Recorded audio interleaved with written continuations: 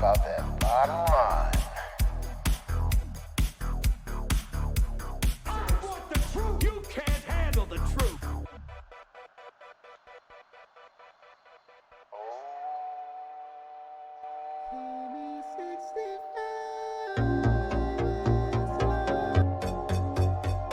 7. Let's go.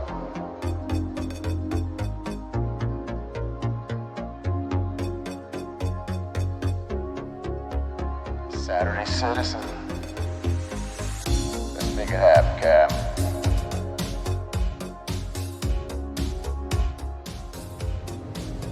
En route to distress beacon. Let's go. All right. We're back. We're in a safe place today, and it's called Star Citizen. Yeah. Wow. So much has happened. So much is still happening. So much more is yet to happen in regards to Cloud Imperium games and Star Citizen. The experience. I don't say the game anymore. I say the experience. Holy smokes, man. What has been happening the last few weeks? It's just mind-blowing. I love the aggressiveness of the approach to updates. Just literally getting after it.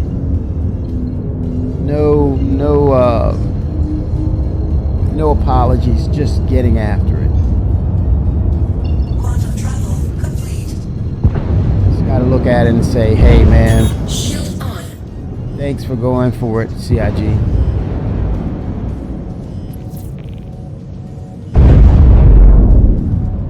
Okay, protect. Need some engines, I need some guns. Guns.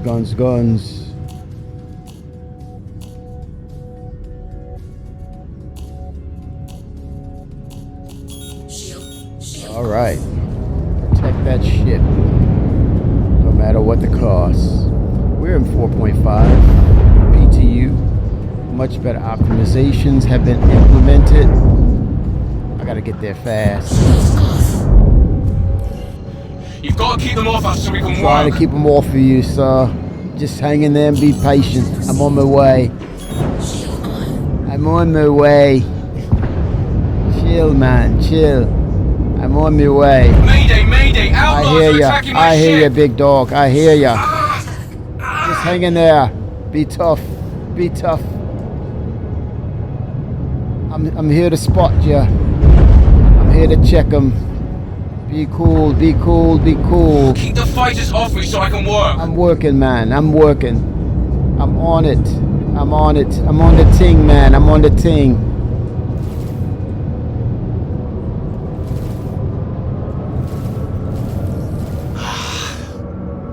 Yeah, relief. Chill.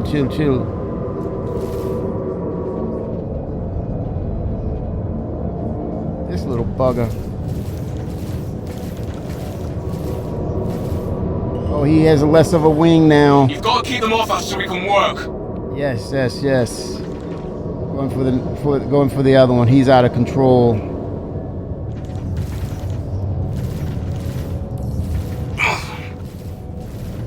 Shield under attack.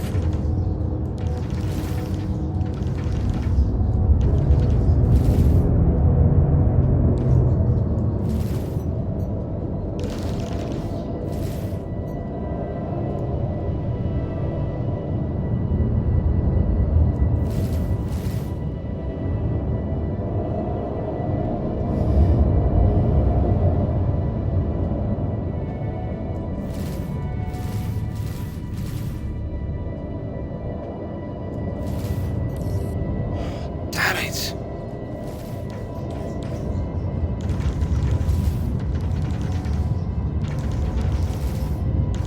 Gotta put more power to the weapons. There we go. Time to blast.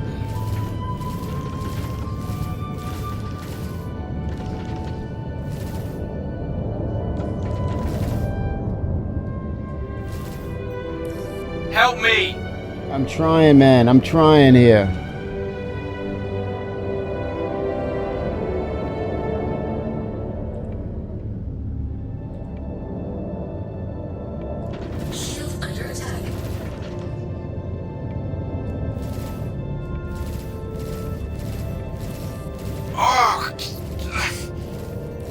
There you go. destroyed.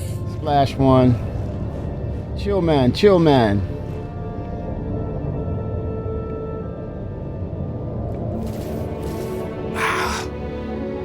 What is he haggling about?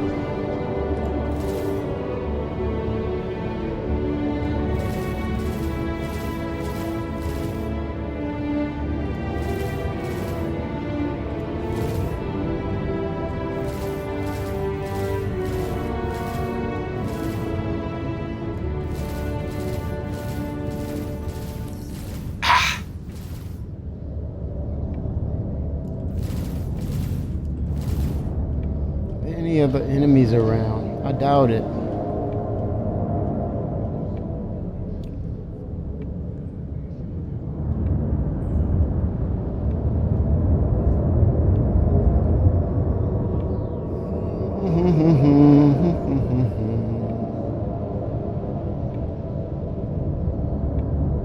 I just have to take him off the board.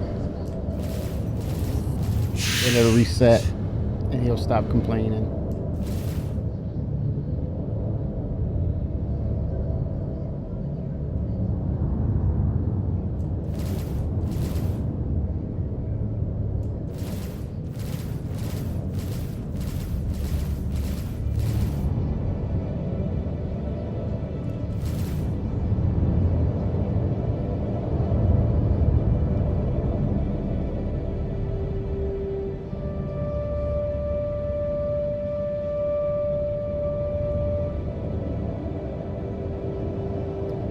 Come on.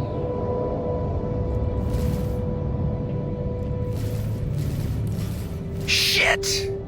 Oh gosh, this guy.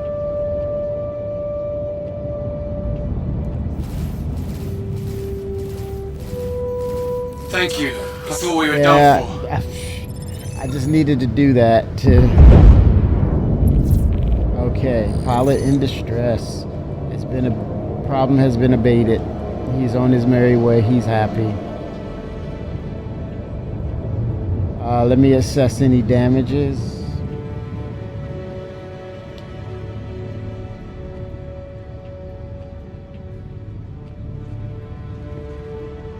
Doesn't seem to be anything.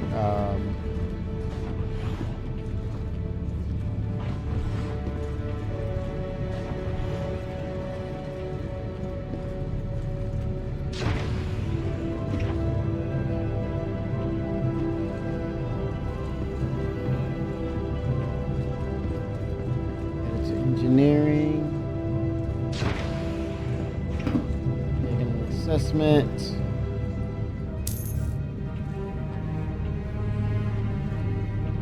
Oh, look at that. The 98.3, fairly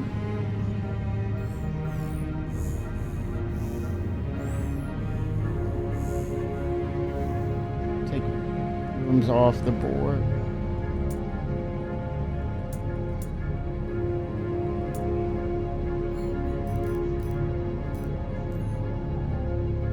Ninety-eight point three. Some damage there on the turrets.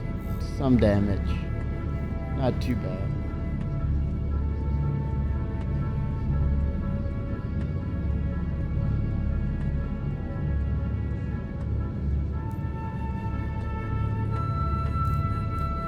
Problem detected.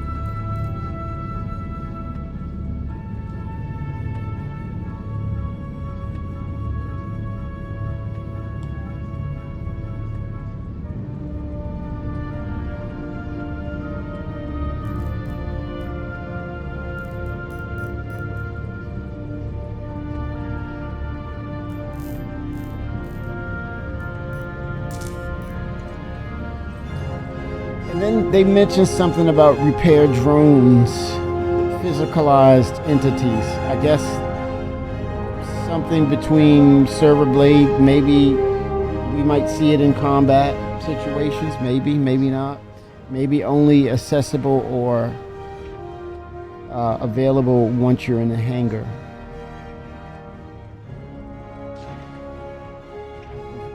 Perform some automated duties.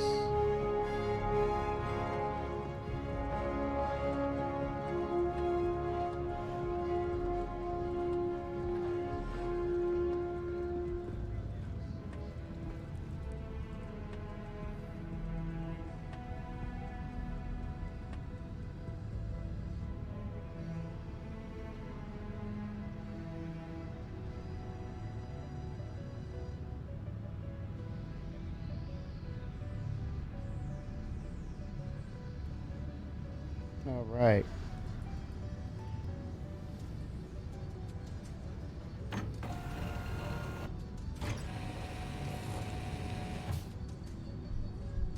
Okay. Let's see what's next.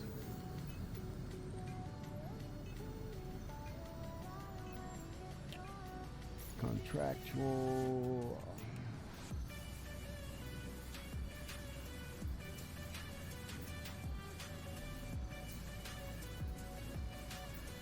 Another pilot in distress. I will do that. Oh, offers.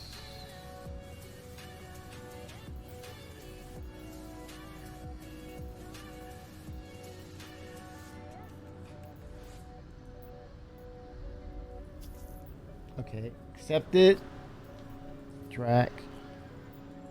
It's all happening in the Glacium Ring cluster.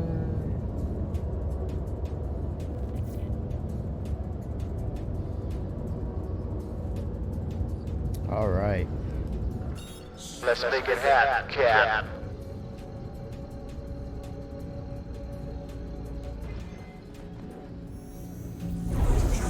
Engaged.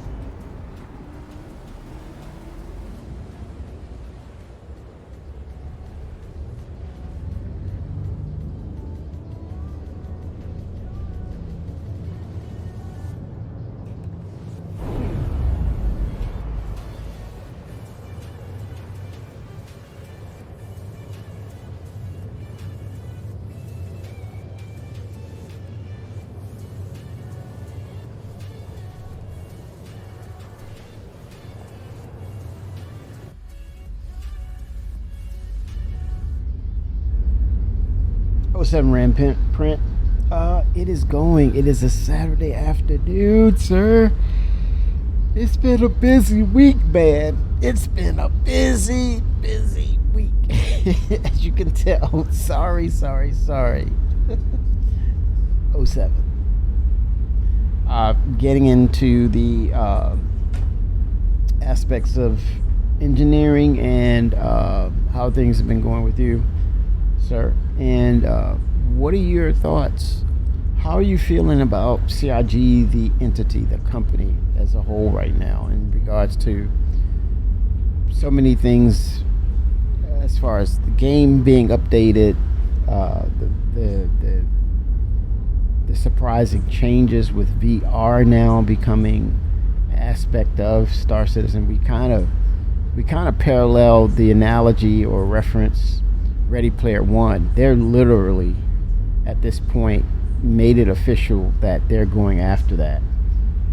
And you kind of say, Ready Player One, well, this is the closest reality to that movie or novel or novels, that it's moving into the technical aspect of Ready Player One, that experience, and divesting a lot of your time and efforts into this game and how you play it in as if it's a real life experience virtually.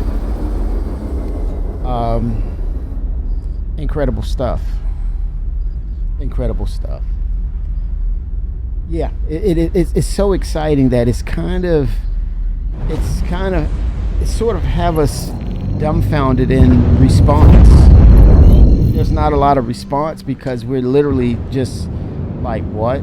In shock. It's almost like a shocking or shock aspect of what's going on, right? It's shocking.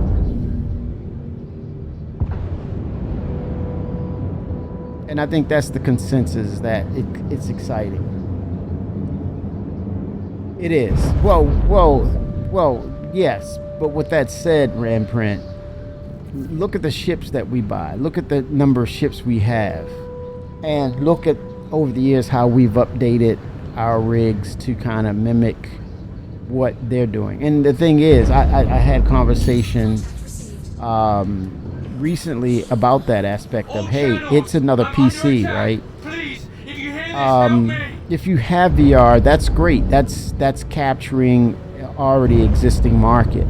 But like they said, this is just experimental mode. This is more of transparency and bringing in things related to Star Citizen that They're willing to and being bold about, hey, try this, see what you think of this, tell us what you think of this. It's more of that. But in the aspect of when it becomes official, imagine VR companies chomping at the bit to have a customized version of the VR experience of Star Citizen, because when you compare it with other VR games, it's exclusively VR, right? That game. But this is a premiere, well, I'm going to say the words alpha. I'm going to be careful and say it's not a game, but a game in development where it's a one-to-one experience without VR, and then you jump in VR, and it's the same platform, right? That's rare. I don't think you can probably count on your left pinky how many other games kind of present that ability, right, out the box, and it's very unique, and it proves that there is a market. We see the success of VR. We see the many manufacturers that are out there, but I would suspect that someone's going to step up to plate, because when it comes down to, like you said, expense, the expense comes from the concept, right, of going all out, right? No doubt about it. Facts. And so when you talk about VR and when it becomes official with Star Citizen or Cloud Imperium Games / Chris Roberts, he is not going to just say, hey, I'll just go with the experiences out there. Well, with that said, there's going to be VR hookups and they're going to accommodate, but knowing Chris and what he wants as far as that quality level, he wants something that stands out or basically mirrors the efforts of what they want to do in concept of the game. And so they want a manufactured VR set that's in similar parallel of the reach for quality, right, and uniqueness. So I don't think he's just going to say this is the flagship. I'll be shocked. But, kind of like what they wanted to do with the joystick situation, but SciTech went out of business, so that's on them. That's either here, here or there. But he probably wants to look at VR settings and manufacturers and say, hey, what can you? We're bringing to the table something exclusive for your VR company. So you gotta give us a bone, more than you gotta give us a ribeye.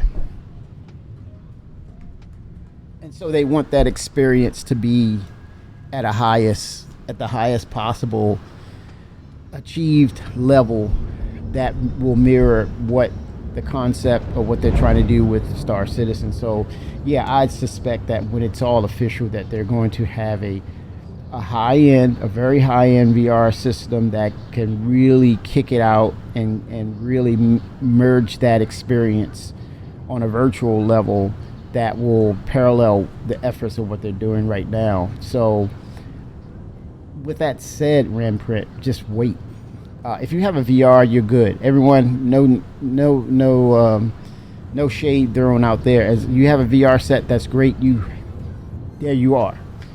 You have the virtual aspects of Star Citizen. Enjoy, and they're going to reiterate. But if I was to do that, I want to see what the official offerings and collaboration will become once they are really, really dialed in with the VR experience. And the longer you wait, the better.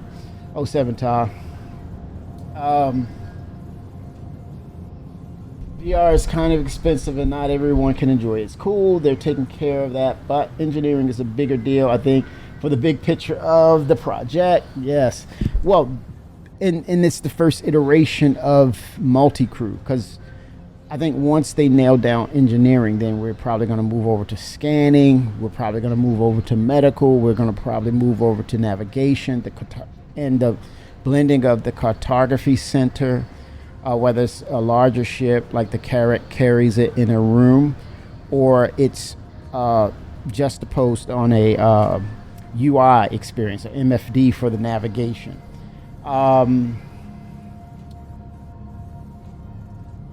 Well, not just the cost gate with VR. People with visual problems, people with motion sicknesses. Yes, you gotta you're this is an adult game, and then that encompasses that. That's literally the answer to that Rand print. If your kids, parent, you have kids, and kids say, "Hey, I want this." As a parent, you better do the research. As an adult, you're an adult. So you don't want to go all in, and there's going to be a lot of fine prints in that regard, Rand print, and things that will say based upon this, these hours spent, da da da da da da.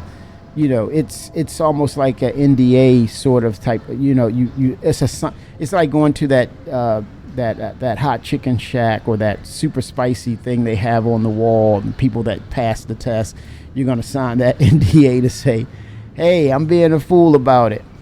So I won't be able to sue you because they're telling me it's hot.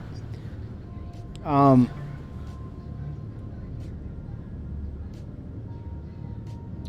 not trying to downplay how cool it is that it works now to people that use it. You were an early adopter of VR. It's super cool to feel like you're in the game. I couldn't play Star Citizen with that stuff on my face. Exactly. So that's adulting it, right? Todd says, the VR team at CIG is likely not able to work on engineering and help make it better simply because not every team working on something is able to work on everything CIG is doing. Yeah, partnerships may come in, expertise, commission work may come in, and thankfully for IAE, they're going to be able to do some serious hiring of major big guns, bringing them in to get this thing over the hump. And especially if it's someone they partner up with as far as the VR side of it, they're going to lend their expertise because it's a partnership, right? So that's where it goes. I never said anything negative about dude adding VR in his own time. I'm just thinking engineering is a big deal. Oh, it's foundational, right? It's a big deal just the same to say we get base building. It's a big deal for crafting. What we're seeing are pillar features that starting to come into game. And so, yeah, you're exactly right. It's a big deal because as you see where we went from 2.0, if I go to the roadmap, to 4.5, and what that meant was like features, gameplay, and things added. Now we're getting into the aspects of Star Citizen where we're seeing, and it's easy to detect that, oh, we need this foundational piece. This foundational piece is coming into play. Now we're seeing how the game will dramatically change how you have to respect the aspects of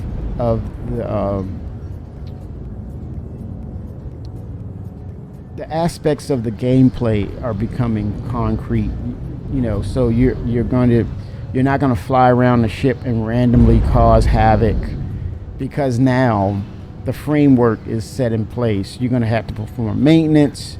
There's a cost and time sink for those things that's required for you to do, such as the repair and maintenance or the reinstallations of systems. And then, it goes from single player all the way up. It scales to the capital side on ship involvement and crew member involvement. But then you open up the doors of base building, retention of resources, holding on to resources, procuring those resources to add to or assist in the building and repairing of things. So now it's not just a random get in and create havoc and get out. There's a cost, right? So that goes without saying that now the game engine itself is dictating how you play, which is fine if you really want to play Star Citizen the right way, which is not fine for the people who want to abuse it and try to put themselves in front of CIG to say, hey, look at me, look what I can do. So it's a good thing overall. It's really a good thing Ty is saying, my bet is when they showed engineering in 23, they didn't realize that server meshing would cause bigger problems with it as well. And I'm realizing that the majority of the ships they have are not ready for the engineering side of the game. Now, most of the ships are closer to gold standard, so it's an acceptable release. And then, to add to what Ty is saying, the meshing technology is not done. There's a higher ceiling that can be applied to their approach to not just meshing of servers, but a hybrid system of having a number of servers on their end, cloud gaming or cloud-based servers.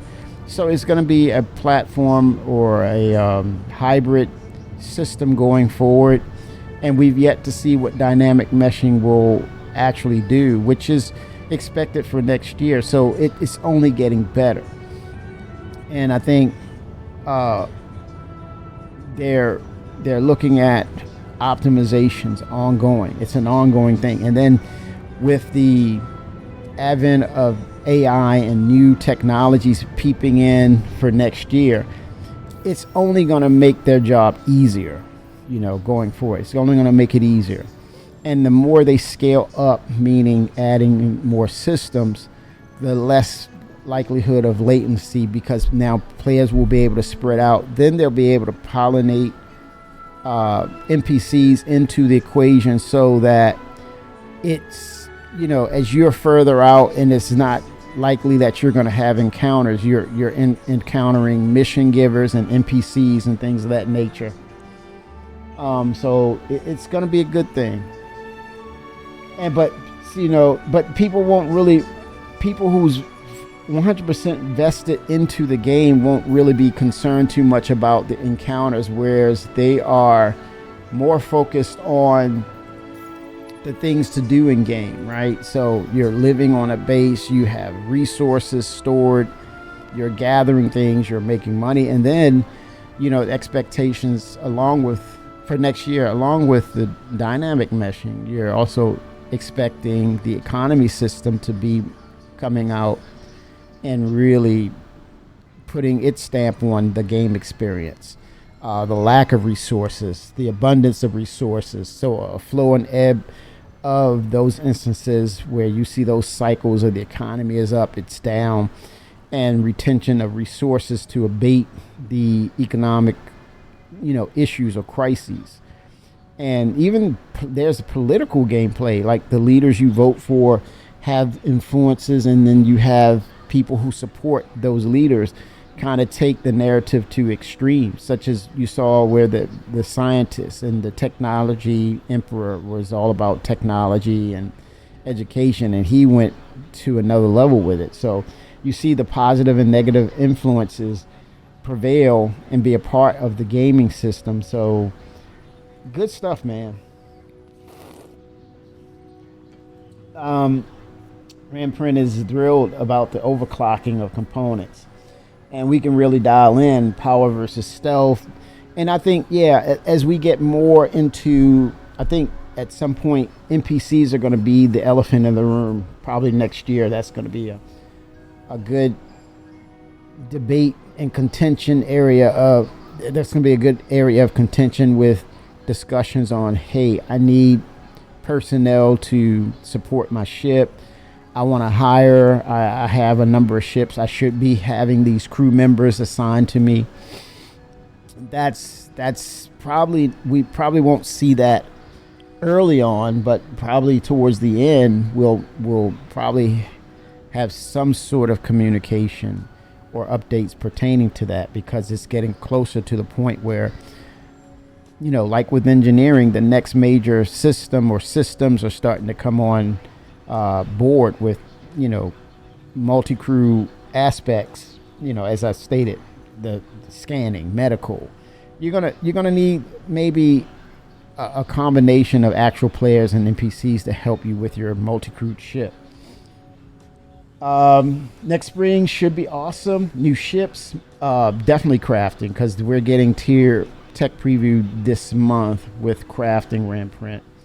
And then building for next year, I believe so, because it is official that the Galaxy will be at IAE, and no doubt about it, it should have the base building module added to it. That's going to be really, really cool.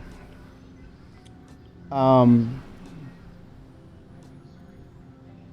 yeah, we can X off engineering on the roadmap, even though they will continue to reiterate and improve upon the performances, the updates needed based on game player experiences. So it's a welcome iterative update. It's welcome. We're open to, we're good with that. We're accepting of that. We're happy with that. We're happy with that. And we want to keep that going because of what it means to the betterment of Star Citizen.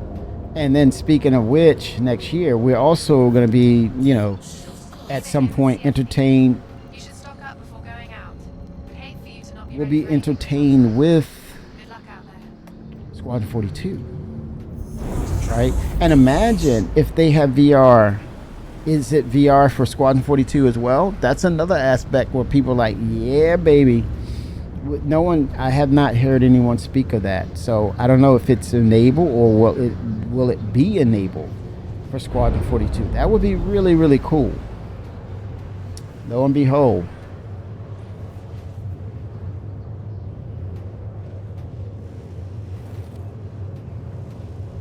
But I'm just as much as engineering, and now I'm looking at aspects of the multi-crew ship features. I think scanning really piques my interest, right? A deeper understanding of it, the updates of what that may look like from a scanning UI. It's custom. You can peer into things. You can go into range of, or you get data coming from probes, maybe to extend your scanning features. You're getting probes in game, right? Or you have a onboard scanner that will go various distances. Well, scaling, right? It can scale, and then it gives you data back as to what's going on. That's going to be fun. Almost like with submarine warfare, passive, using passive scanning to kind of keep your signature low, but you're receiving,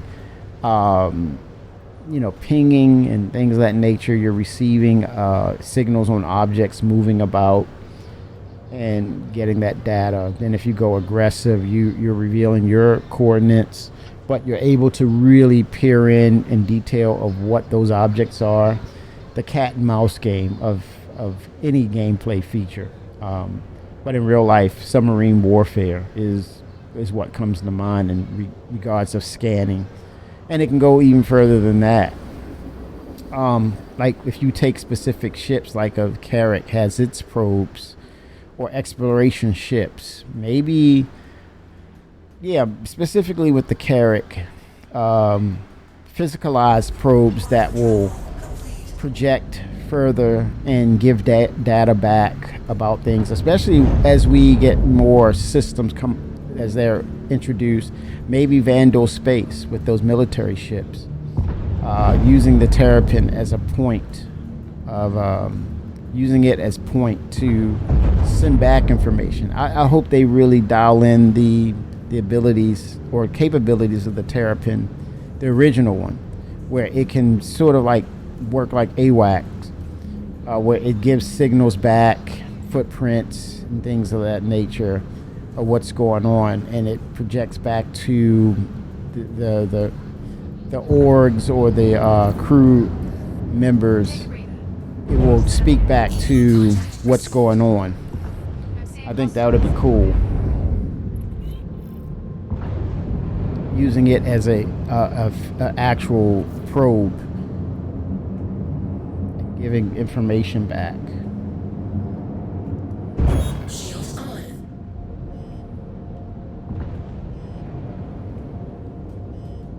What the hell is that?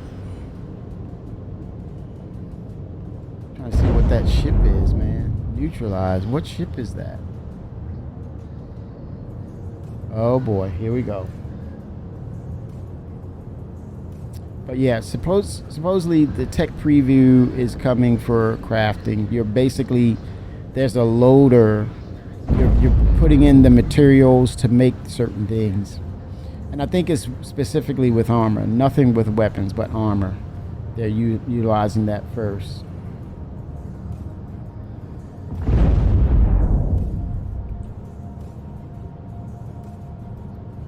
Okay, maxed. Okay, target coming into view, almost ready to fire upon it. Okay, weapons free. Oh, is that a...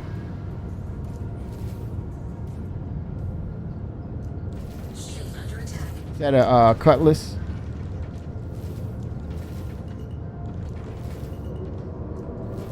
You gotta be kidding me. A little... Come on, Rambler. Stop it. This thing takes out attack, man. It deserves accolades. Big time accolades. And it might just do that. Not. Not.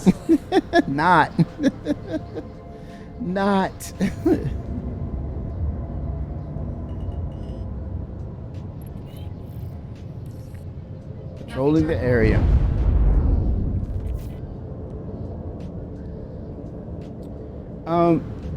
Yeah, I think, I think I might have guessed the thing that Jared was talking about with ship talk. And if you look at the latest screenshot of 4.5, the Senate is not negotiating.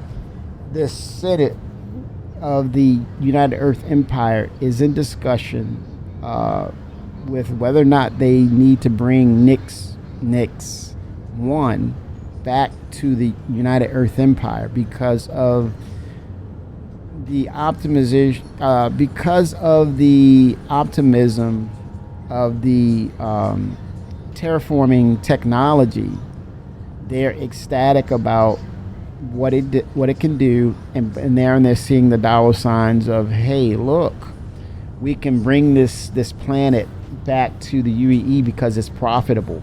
But what about the citizens of the Republic that live in Nix, that claim that system after it was abandoned initially by the UEE? But they didn't ask for permission to terraform that planet. UEE just came in, terraformed, and says, hey, this worked out pretty nice. I think we need to bring this back into the UEE. And then the People's Republic are like, wait a minute. You abandoned this. We claimed this for ourselves. As a matter of fact, we left the UEE to get away from you. But the argument or the debate would be, you're still in the UEE whether you like it or not. And even though we abandoned that system for lack of resources, we never officially gave it to you or sold it to you or signed off that system to you. So what are you talking about? And so Jared mentioned that the reveal of the battle cruiser would take a military event or something that would bring that into the reveal.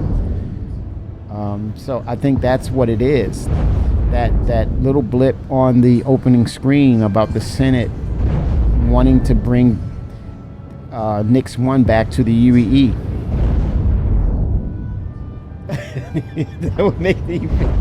Well, that's the thing. Now, here's the thing, Ramprint. You already sounds like you already drew your line in the sand right there.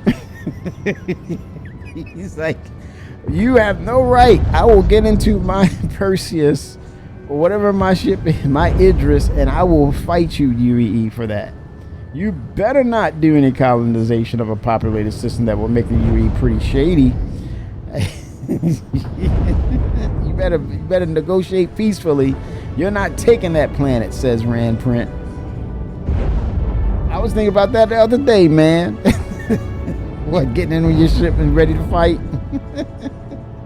Yeah, it's going to be a conflict. So we may not see the actual battleship being pulled or in game, but the threat of, hey, you'll see it on the news splash of, hey, there's the battle cruiser that they're talking about, and the manufacturer who builds that ship is possibly getting into the fray. Don't make me go Michael P. I'm gonna go MP on him. Oh gosh. Stanton is all corporate planets, but none of them were inhabited. Oh boy, here we go. So it begins. Yeah, military event about to happen, y'all. Right in chat. Look. That's it. It's about to happen, Captain. Let's make it happen, Cap. I think that's going to be the tipping point right there. If not, we were close. But I digress. That's pretty much where it goes down. It's pretty much where it goes down.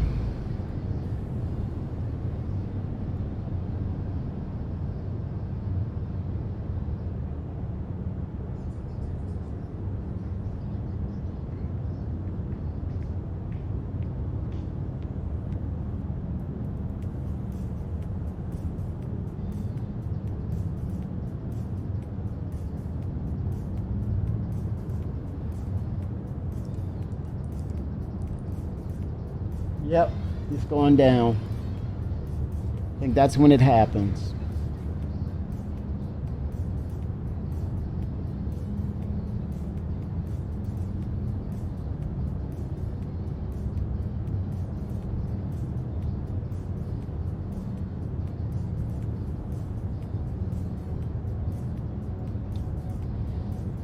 Should be very interesting. Oh yeah, that's the last concept. You're right. No, it's not a pre-hint. They literally said that will be their last concept ship. So Invictus, when is Invictus? Is it May? I'm losing track here. I think it's May or April for Invictus. I'm not sure, but I think Chris Roberts wants a class war in Star Citizen. Well, we're getting Terra in before 1.0. After Nyx is done, the next location will or should be Castra, which also have the same amount of planets and moons when you compare it to Nyx. So it pretty much opens or helps them with getting Terra online sooner than later. So Terra is right there, the heart and crown of the UEE. So there you have it, the basis for that conflict to happen, where Origin and Terra, the UEE, they're all based there at the central location, and then you have that conflict between Nyx and UEE. I don't know. I think the battle will play out as you already know, that we can have so many ships in one instance now, and then probably with the expectations that we're going to see dynamic meshing, we'll see an increase of optimizations with that, as well as the number of ships. So you could very well see, not just what he wants to see as far as the type of war, but an actual large-scale battle. Chris is going to sit back and just like, this is why I've developed Star Citizen right here. This is why I've developed it. Look at that. Large scales, that's going to be his pitch. Large scales battles are now achievable through dynamic meshing. You're able to wage large scale, wars, conflicts through orgs, strategize, using the cartography center or that system and setting waypoints to coordinate your combat and strategy. Yeah, that it's Star Wars and Star Trek all wrapped up into one, because on a universal level you have the battles, and on a molecular level you have the bridge, the captain, the crews, the engineering, the scanning, the turrets. Yes, a lot of people could use to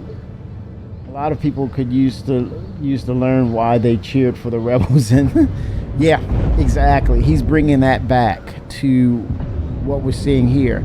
And it's not so much of a radical, like I said, it's not a very radical version. What he's showing us is layers of gray that will cause the conflicts and allow that to still happen, even though you kind of like, you're a little soft on whose side you should stick on because of the circumstances. Not the Empire's trying to just demolish anyone who talks back, but more of, hey, these are the politics of it. This is where the line is drawn in the sand, and are you with me or not? This is about us being united against the Vandal, not divided.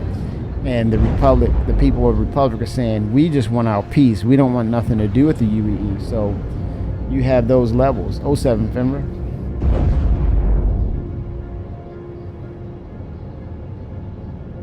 Oh, you've been trying to put a bug in their ear about 1905, about huge versus fleet battle. Now that we have the Perseus and Polaris and Idris, yeah, and then soon with that, the Kraken is coming as well. You know, you're gonna have the Kraken, and presumably the battle cruiser, right? And then a plethora of other ships once Squadron 42 is released. What? Yeah, you're gonna have the large ships, and you're gonna have the single player ships all in an instance.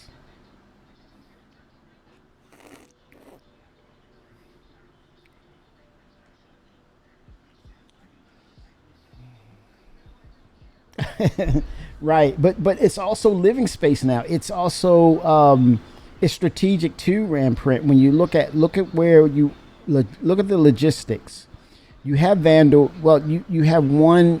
Well, let me dial it up. You have circumstances, or you have a series of events that's happening right now.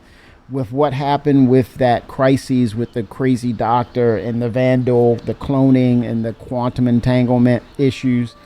Now, yep, we can crew it.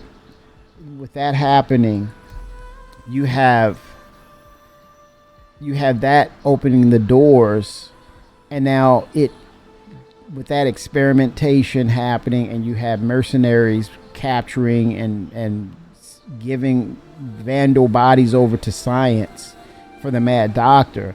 They stirred up a hornet's nest. Now you're looking at the adjacent section. It's right here. Senate to discuss potential Nix reevaluation.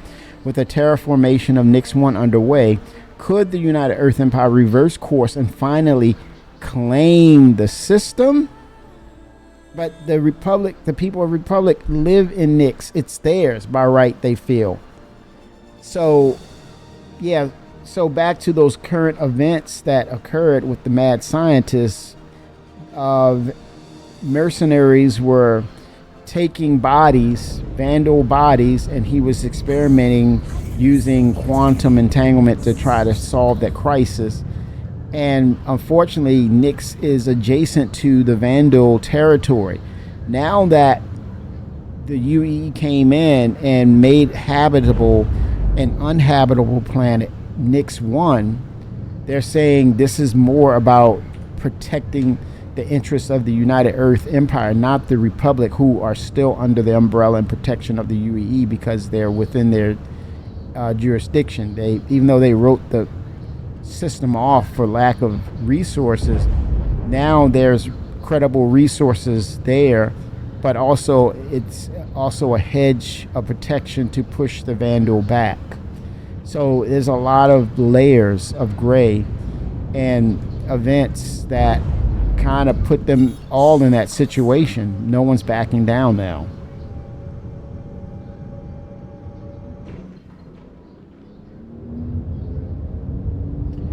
They have no responsibility, and then when they say there is no responsibility, there is no claim as well, right? Because what are they doing to protect the UEE? They're not going to protect the UEE. So the UEE says we're going to protect ourselves.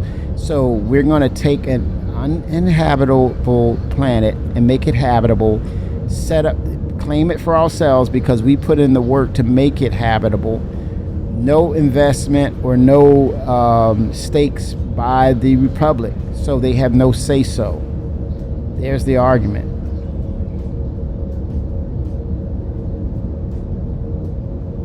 Of course they have interest because it affects their economy and their resources, but are they effectively holding them back? Probably not. But there's the caveat. It's an if. When UEE says, with us present in the system, it's a certainty we will hold them back, or they will refrain from entering the system to arbitrarily attack at any given time. Hence the argument, hence the debate, hence the reason why now the lines are being drawn in the sand, hence that there is a possible conflict in the brewing.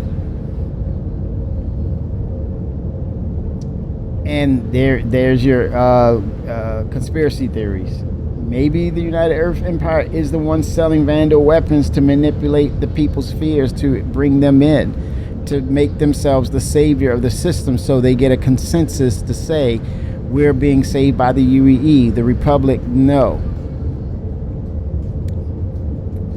Lines being drawn in the sand. I want the truth. You can't handle the truth. Oh, shoot. It's getting a little hot in here. It's getting a little hot. Yes, indeed. Yes, indeed. Conspiracy theories, man. Let's make it happen, Cap.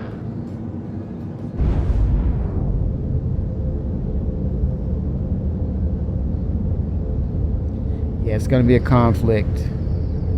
I see the potential of a conflict happening.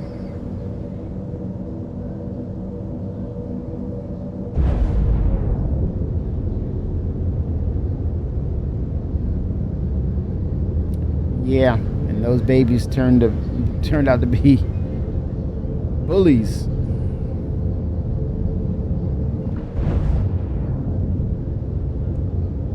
It's rough, man.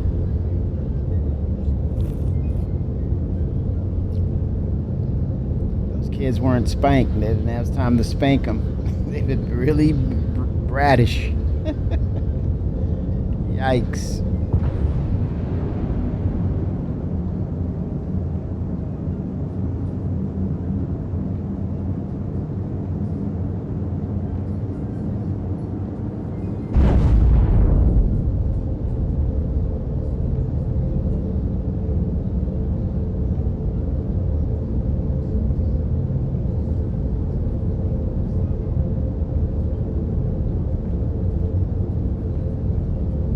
Quantum drive on.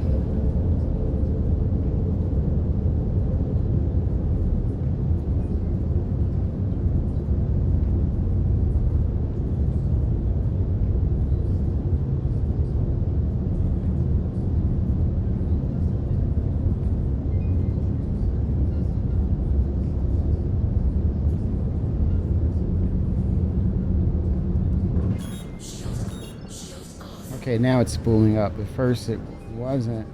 Was it blocked?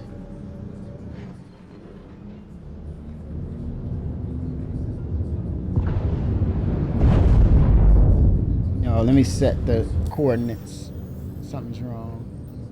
I should have been able to just jump there. Oh, okay. Looks like I'm locked on something I shouldn't have been locked on. I think it's time for this system to go, and we just have the new quantum jump mechanic. It's like we're in a universe, which it feels like, and we have to fly it on rails. That's where it's gotten to that point now, because it's gone so far into legacy now that it's detriment to the game. It hurts it now. But yeah, I can see that event happening sooner than later. I think that's the question is, when is Invictus? Is it May, guys?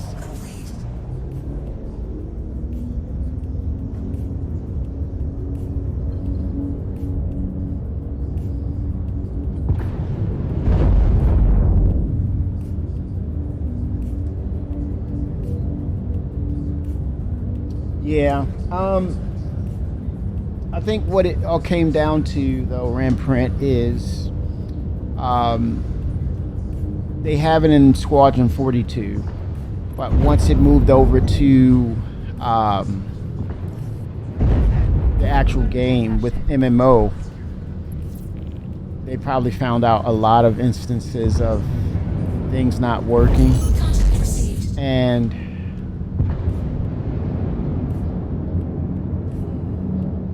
getting it to work across multiple servers could be an issue as well. Because within Squadron 42, it's just going in one direction to one particular point, but in Star Citizen, yeah, you're talking about multiple servers, and that data needs to stay consistent. There's a possibility of those issues too, but obviously it's issues happening because no reason to not hold it back, especially when they demonstrated it. But yeah, it's some outliers that's really probably not allowing it to literally not work.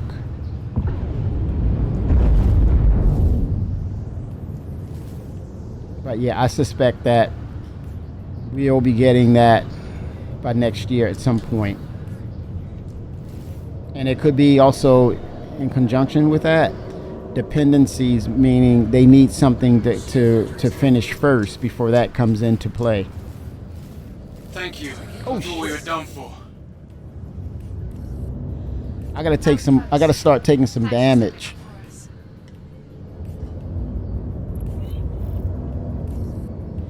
Okay, good. That one's clear.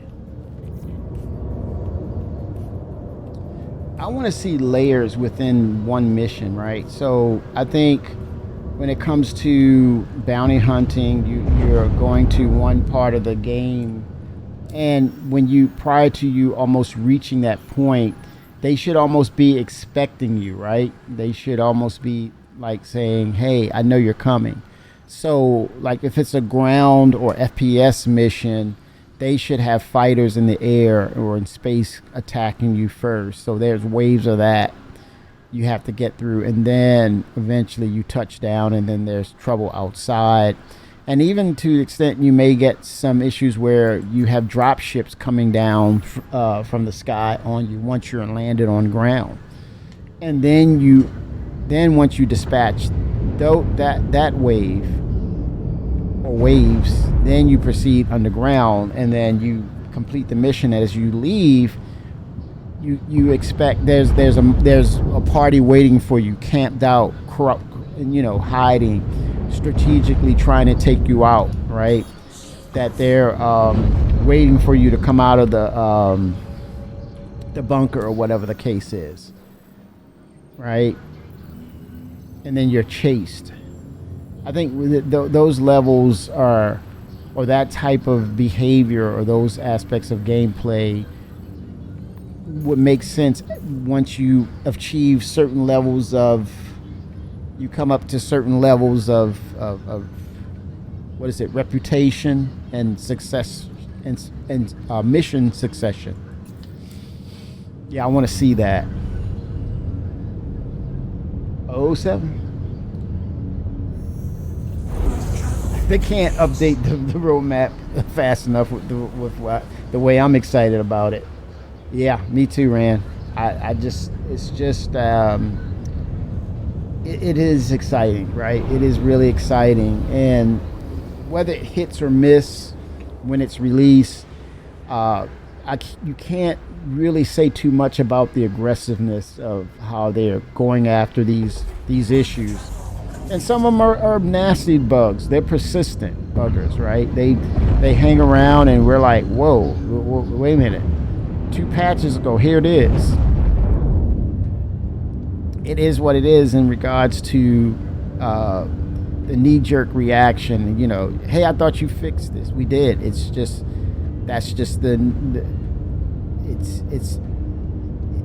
it is the go-to for that particular bug. For this instance of a bug, we fixed the other one, so it's doing the same On my thing. list of areas you need to check for us. Go to each one and run a scan to see what's there.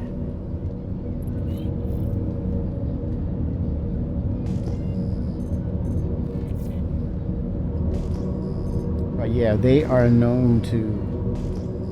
I love their level of aggressiveness, though, with getting after this stuff.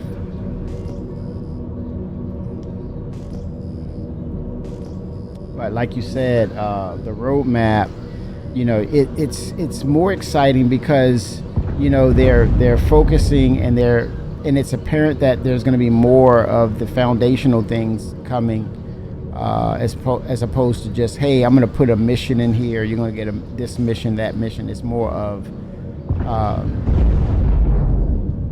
foundational changes that's really going to dramatically alter, for the better or the worse, but for the most part, the better. There'll be a chance or period of that particular thing not helping, but it's going to be the ways and means that they have to make it better. Okay, I've double-checked CFP records, and I'm not seeing anything about one of our satellites being there. Let's get rid of it. Destroy it. Caution. Target friendly. That ain't friendly. Head out She to the said. next scan point. She said, "Get rid of it, man."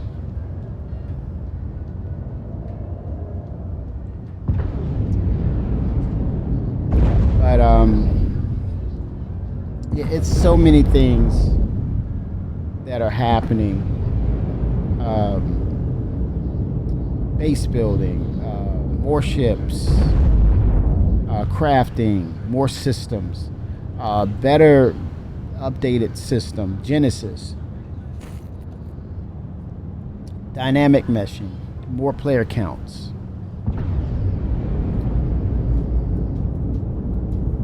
Yeah. Economy system.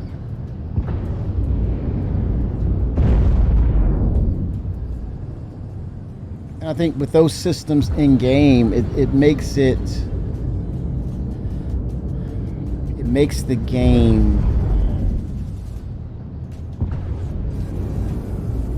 one of those things you can't ignore. You can't look at it and just keep going. If you never played the game, you stop and realize you have to say to yourself, what is this, man? And they're only making it better. I was just watching the Game Awards the other day. At some point, man, they're going to have Squadron 42 showcased. That's going to be insane. Them pulling out all the stops for the promotion of it as well. I can only imagine Jeff Keighley, what he's going to be saying about CIG, Chris Roberts, and the growth and development of Squadron 42, and then they give you those demoed visuals. People are going to be losing their minds, man. Because I've seen games out there, and you look at it, it's generic, and it's not. I'm not throwing shade, but it's like, CFP satellite. Nothing to worry about. I understand that technology. I see it. It's nothing groundbreaking, and it's a beautiful game. But it's like I've seen it a number of times, right? Honestly, you have too, and you say, okay, I see that typical style or stylization of that particular engine. Its visual, as you know, its visuals are I'm familiar with, but I think when they show or give the demo of Star Citizen, and especially for people who don't know, believe it or not, there's quite a few people who don't know what Star Citizen is, and then to see the polished and finished visuals of that being shown on the Game Awards, and people are looking like dumbfounded, like, what is this? Holy smoke, what is this? They're hooked. And the crazy part, when is it coming out on Xbox? You Forget about that. That's gonna be the heartbreaker. What? Wait a minute. PC. They're gonna be looking at their end credits, and they're gonna be looking for PlayStation, Xbox. They're like, they're not even gonna see Steam. Wait a minute. What's going on here? What? I'm confused. What is this? That's gonna be the funny part. What rating would you give the Wing Commander movie? What's the rating bar? 07. What's the rating bar though, Ramprint? From what to what? I mean, like a slice of pizza. I'll try it once, even if the pizza sucks. I'll try a couple of slices. That's me and sci-fi. Oh yeah, yeah. I could see them announcing that, but initially, I don't know. But I guess they better do it, right? But or they might have to have some sort of fine print next gen Xbox, next gen PS5 or PS6. Okay. So from 0 to 10 Wing Commander movie, I give it a 6. 0 to 100, I would say 61. 1 to 5, I'll give it a 3.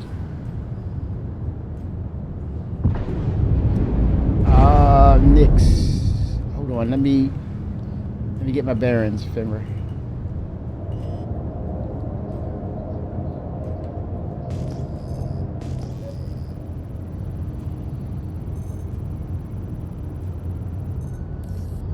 Looks like that satellite is ours. Let's see where I'm at. Move on. I watch bad movies for a different kind of entertainment. I love sci-fi. There you go. You got me right there. I love sci-fi, but I thought Wing Commander was like a 4 out of what? 10?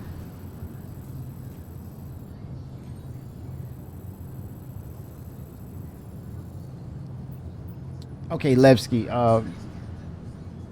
Fimmer. Nix, yeah, Levski. Meet you at Levski. And again, this was. That should do it. You look Thanks at for the help. where it was in that time frame. It was fun. I think it was. Sounds It like was. you're on my side. I think it was. You. I don't think you rate it in that same field of other established movies. This is Chris Roberts like saying, "Hey, this is a dream." You got to look at it in its full context. He's a video game maker. Hi there. I just saw you completed that last contract.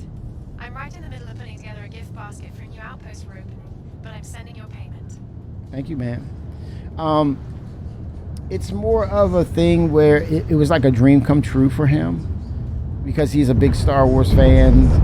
He loves the sci-fi genre in general. So I think I love the games though. Yeah, out of 10, 4 out of 10. Yeah, that's fair. But I think when you look at the enhancement, the gameplay was, I think it was an 8 as far as, I'm talking about Wing Commander. Yeah. I think he wanted to carry that over. He had I think it was an opportunity for him. And it was a dream come true to him, but also the challenge was, have you made a movie before, Chris? And it was like, no, but I understand. I don't know the processes at play here, right? And so to that point, here's what made my point. You look at his other movies he's produced, worked on, he improved that skill exponentially. He bettered himself. So I think Wing Commander, it wouldn't be fair to say I'm going to rate it amongst these other seasoned veteran people. You got to understand, and this is a fact, he made video games. So to come from, or to make that leap, you got to, which I give credit to, having years of skill making video games and then to move that over to and direct movies, that's a hell of an achievement, man. So I think in context of what it is, I think yeah, you can openly say yeah. If I'm gonna compare it to other sci-fi movies, I'm gonna give it this. But would you be fairly rating it based upon his experience levels and what his acumen was based on? Video game making, and then all of a sudden he's in the movie making genre. You can't say there's, you gotta look at the context and say, is it truly a fair assessment or comparison? But yeah, I totally get it. You can say, hey, as a movie, I'm gonna call it as I see it, but in context of what he has learned or his experience levels and making the leap from gaming development to movies, that's a hell of a leap, man. It's one you got to give an 07 to, because doing that, not a lot of people can do that, and vice versa. There you go, Remprint. Yep. So yeah, it's not to it's good conversation, but I think what if he did, as I would love to see him do, as opposed to a Squadron 42 movie, I want to see a Squadron 42 series, kind of like maybe one of the guys, the producers of The Expanse, maybe he can collaborate with him and give a flavor of Squadron 42, the TV series, and maybe pitch it to Prime. Matter of fact, hell, pitch it to Netflix. And do a sci-fi series 42 and call it 42. Man, what are you saying? Bring Cavill back to Netflix. Oh my, he's working for Prime now. You gotta clone that guy, man. It's not enough for Henry Cavill to go around. Man of Steel. For me, the definitive man, the Superman. The definitive Superman. Christopher Reeve in that genre of that decade, nice, fun. But definitively, like the visceral, the imagery, like holy smokes, they freaking took the damn comic book, took a pair of scissors and cut him out and put some magic pixie dust and there he is, standing there right before you. Holy crap, man. Freaking Superman. Out of the book. Couldn't get it any better if you tried yourself. Or wished upon it yourself.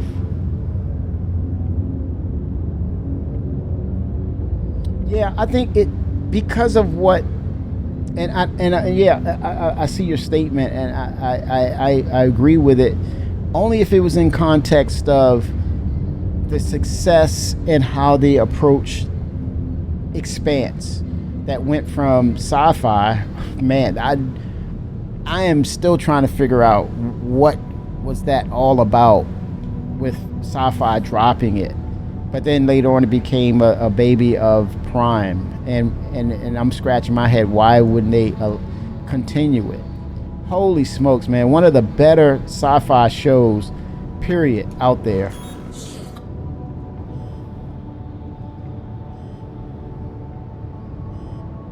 I'm like, what the hey, man?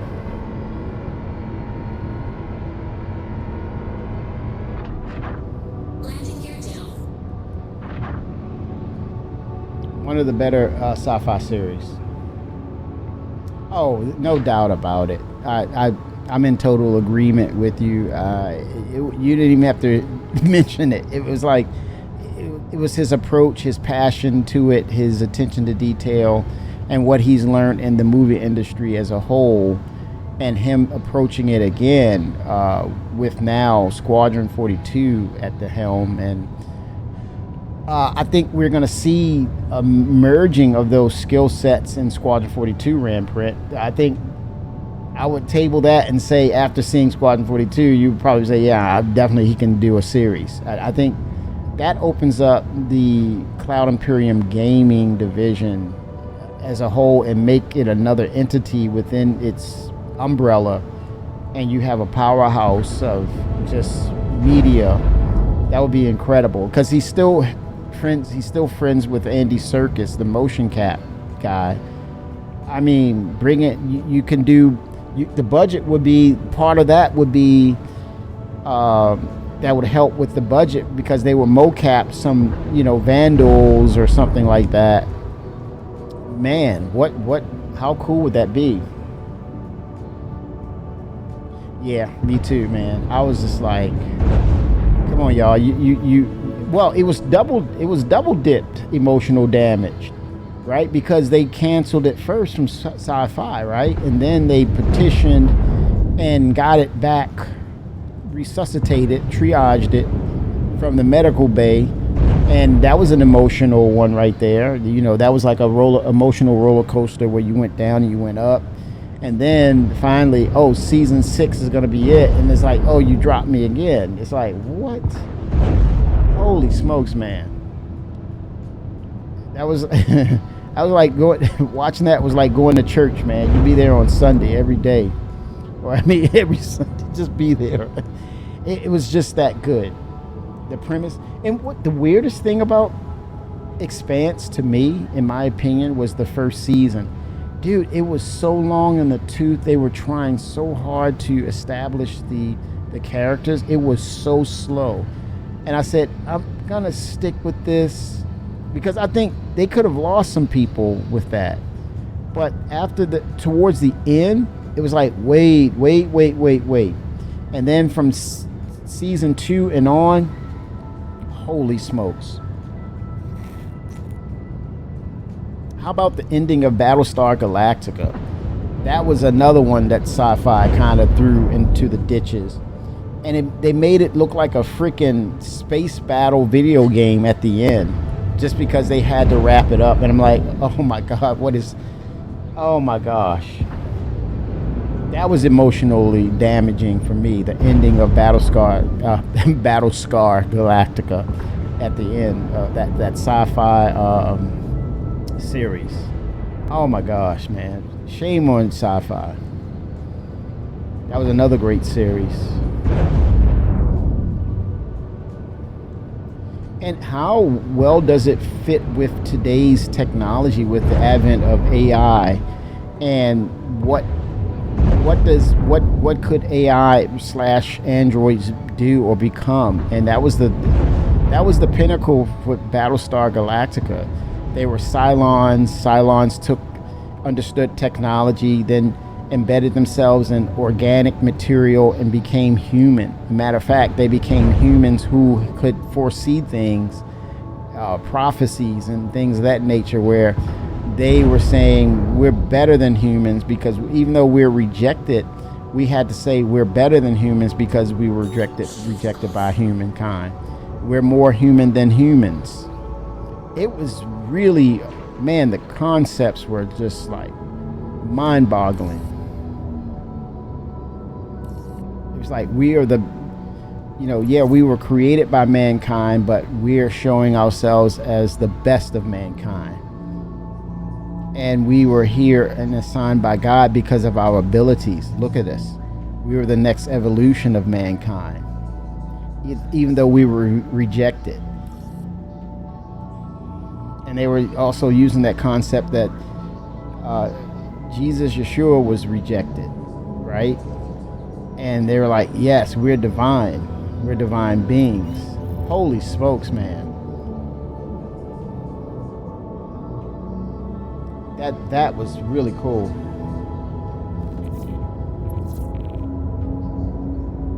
Well, no, the retelling of Battlestar Galactica, the newest versions. Remember, the Cylons were humanoid.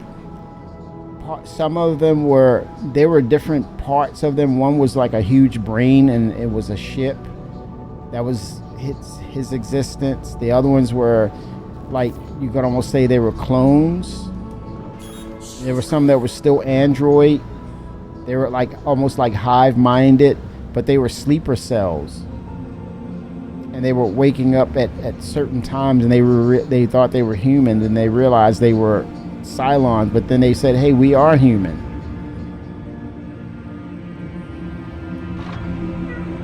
Oh yeah, and Netflix. I mean, not Netflix, but Sci-Fi's like, nope, we're gonna kill this one too. Hey, holy smokes! Oh, you have not seen the new one? Oh my God, man, what? Oh yeah, I don't know. Should I recommend that to you because it's an emotional one, but the concepts were, ooh, incredible. The concepts were incredible. It was almost like Skynet meets the 6 day meets. I mean, it was just incredible concepts, and it parallels like today's fixation and fears of AI and making the perfect human, and yeah.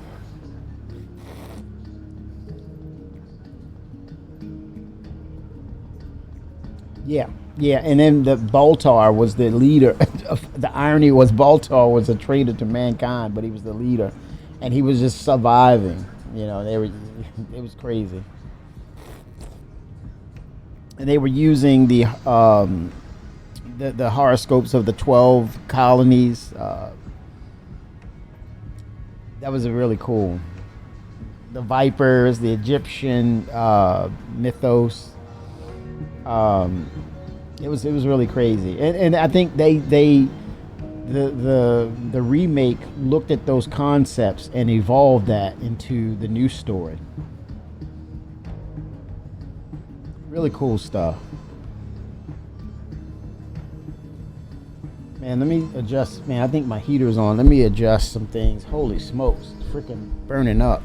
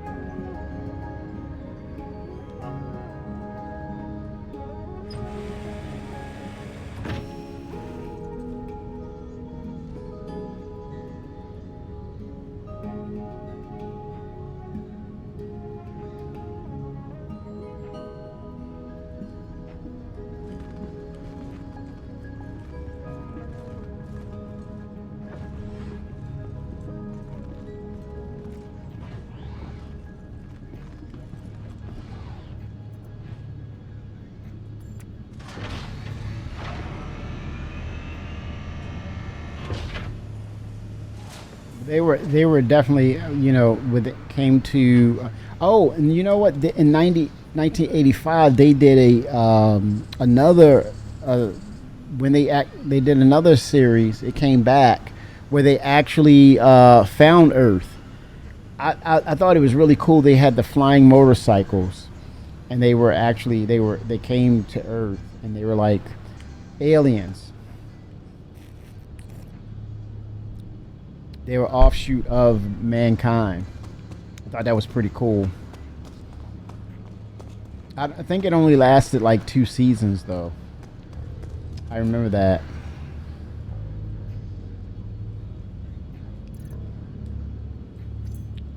Get a drink here. Sustenance.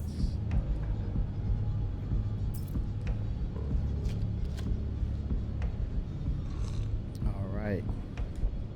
Hydrate.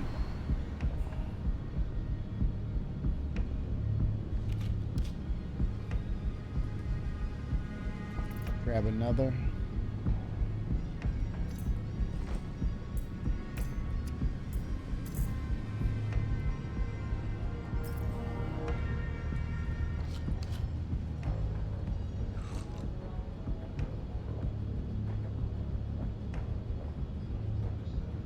You should do it.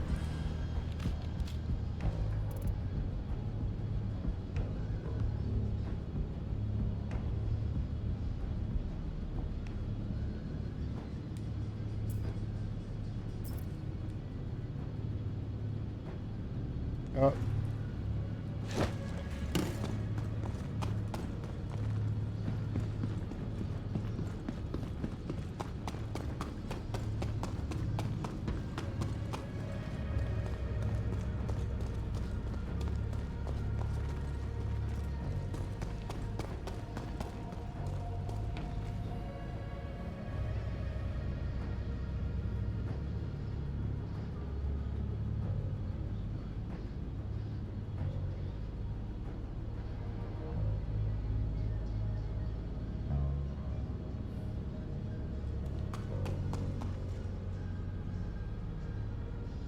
All right. What's up, Racy? Almost to Levski. Yeah. So a lot of good sci-fi series. I think once it's said and done, I don't know. It definitely opens the door for Chris to explore those avenues, and that's pretty cool. He has acting profession. There's acting professionals in his family, so why not? Why not? He has a good relationship with actors, actresses out there in the acting world. So I think he could pull some people into that production of maybe possibly Squadron 42.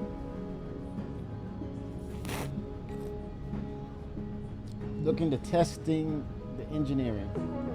Fringe. Let me look at that. I don't think I watched that, but I've heard of it. And see. That tells you right there. I'm not familiar. I've heard the name. I have to look at that. Let me see.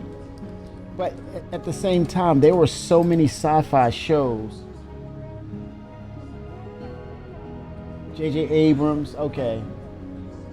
2008.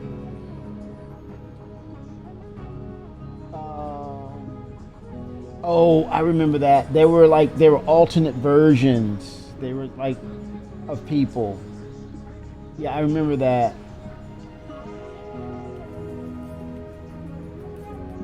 But no, I didn't get into that one.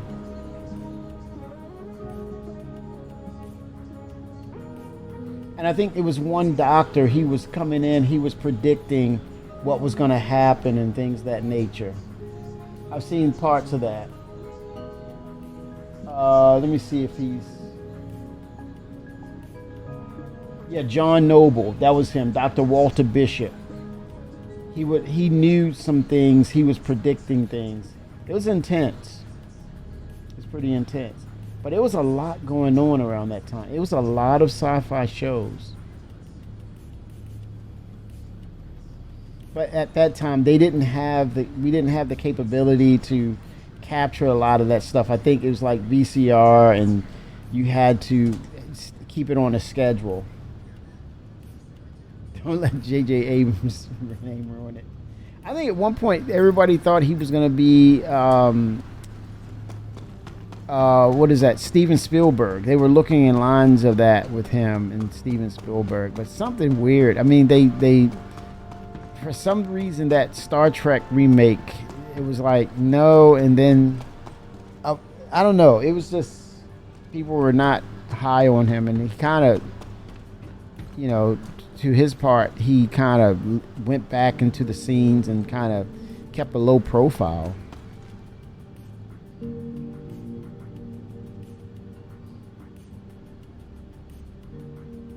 Holy smokes.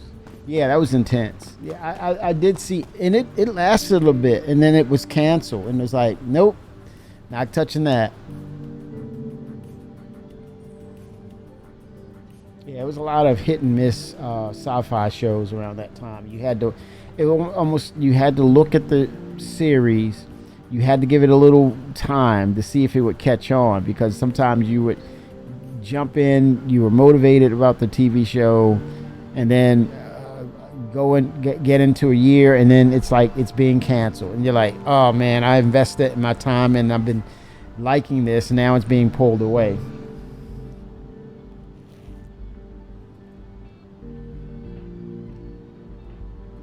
Oh, I didn't know that. Yeah, he's big time. I think he's been involved in a lot of projects, you know. Yeah, J.J. Abrams, he's been in a lot of projects. Bad Robot, that's his production company, right? Yep, Bad Robot.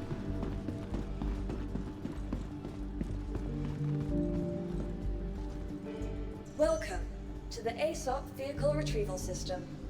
And he did the one where it was like they had this video, and this kaiju comes in, it destroys the city, and they're running around with the videotape. Goodbye. Yeah, that was really weird, and it was like a series or a world of that, or a universe, and it was like different stories tied into that universe of weird things happening with aliens and things of that nature. Yep, J.J. Abrams. Yep, they looked at him as the next Steven Spielberg. I don't think he's going anywhere. I think he's going to continue to build on things. He's got his production company. So as ideas come across, or people come to him with ideas, I think he's still going to be in the game. And I think he's smart by sticking with sci-fi, because you have a loyal and large fan base in regards to sci-fi. You make a great story, sci-fi story. You're going to keep actors working for a long time, because they're going to be really faithful to that movie or series and those characters. They're going to support them. I love that about the sci-fi community.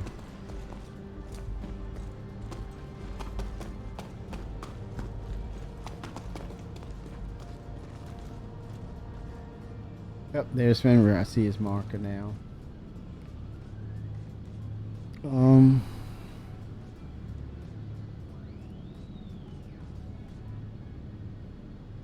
going to see the extent of engineering. How much damage can you incur?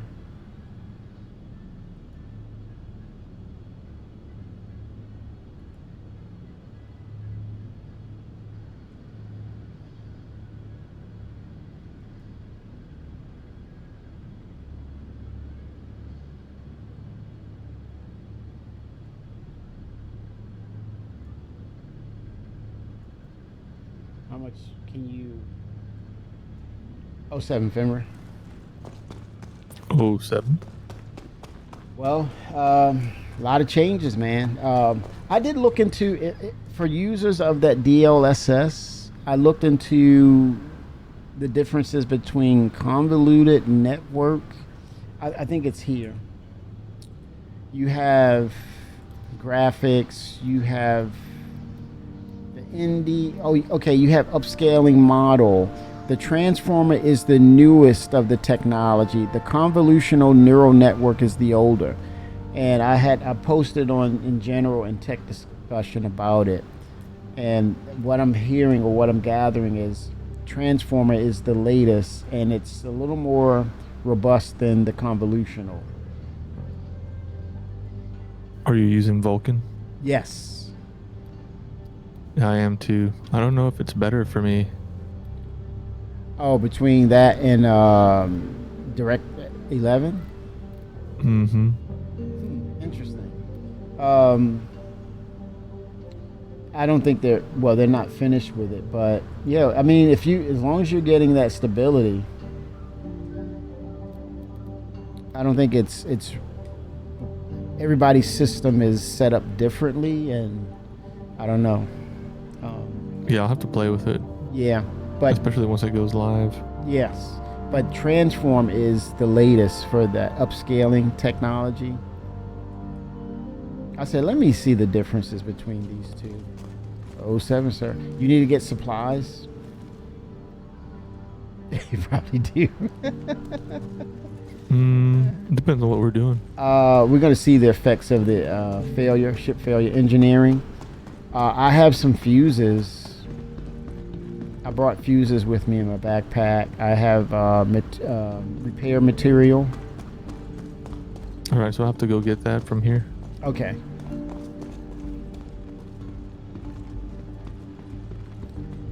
Yeah, I guess there was a patch and it wiped all my stuff. Yes. Yep. People were getting, optimization issues, and I think by far this is one of the better patches. Now, the landing zone areas, you'll get some micro stutters, but I think this is the process of elimination that they're dialing it in. But yeah, this one, they really pulled it in, and you see a dramatic difference in the frames. So they're getting it closer. Yep.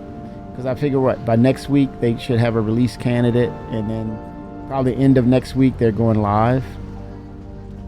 Yeah, I think they have to. Yes. When is Invictus? Is it May? Mm-hmm. Yeah, it's around Memorial Day. Okay.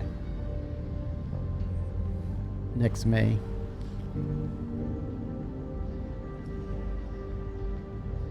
Yeah, or are you thinking you're looking to upgrade to a, what is it, battleship or whatever? Man, I can only imagine. Who do you think the manufacturer is going to emerge as the one who makes the ship? I'm leaning towards Anvil, I think, because everyone. I think so too. Yeah. And oh my gosh, conspiracy theory right here. All right. Why? I have the perfect reason why it's going to be Anvil. When you go back to the Messer era and those conflicts that was happening with the People's Republic and Nix, right? Messer contracted Anvil. They were a contractor. They were part of that narrative with Messer and the falling out of the UEE, and he was a war hero turned villain, and they were incorporating the Anvil manufacturer.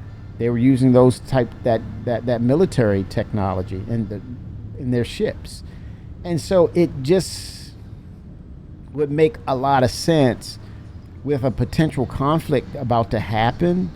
When you look at the opening splash page about the terraforming technology, it's proving to be lucrative because it's really working well, and they're utilizing Nix 1 as part of that, and now they're under consideration. No talks with the People's Republic and Nix. They're only discussing it amongst themselves to say we need to claim this system.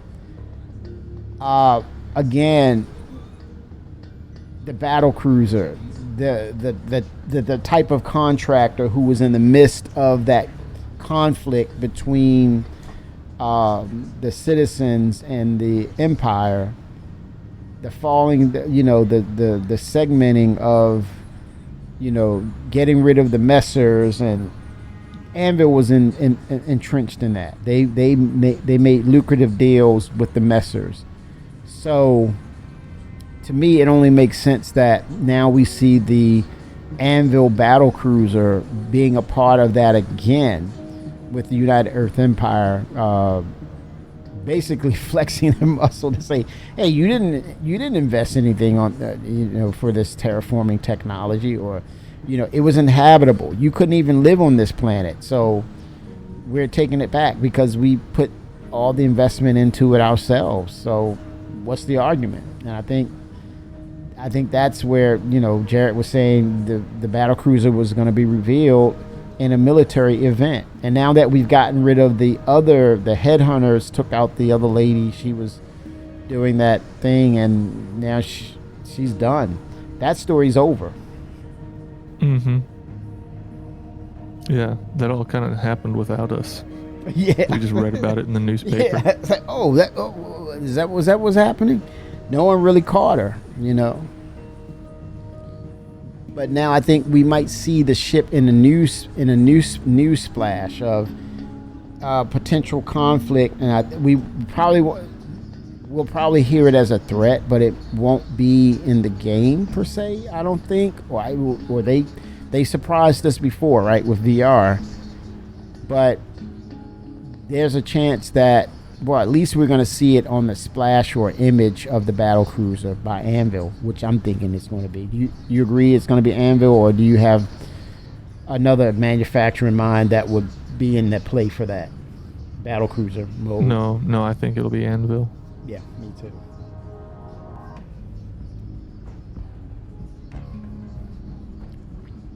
I mean, it's synonymous with Messer, battle cruiser, those wars with the Tavaran, that 2-year war. You had to come up with something formidable, right? Anvil was the answer.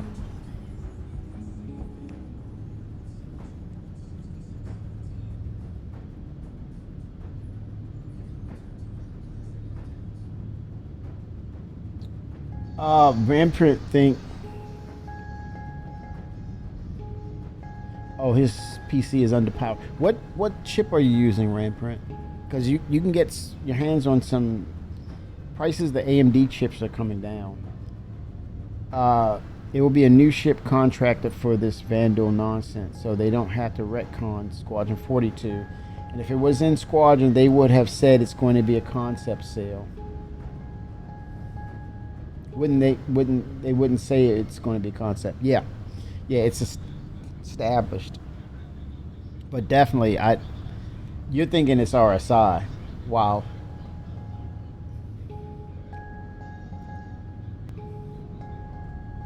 Well, I mean, the thing is, RSI has been the forefront of a lot of things now that we're moving towards 1.0.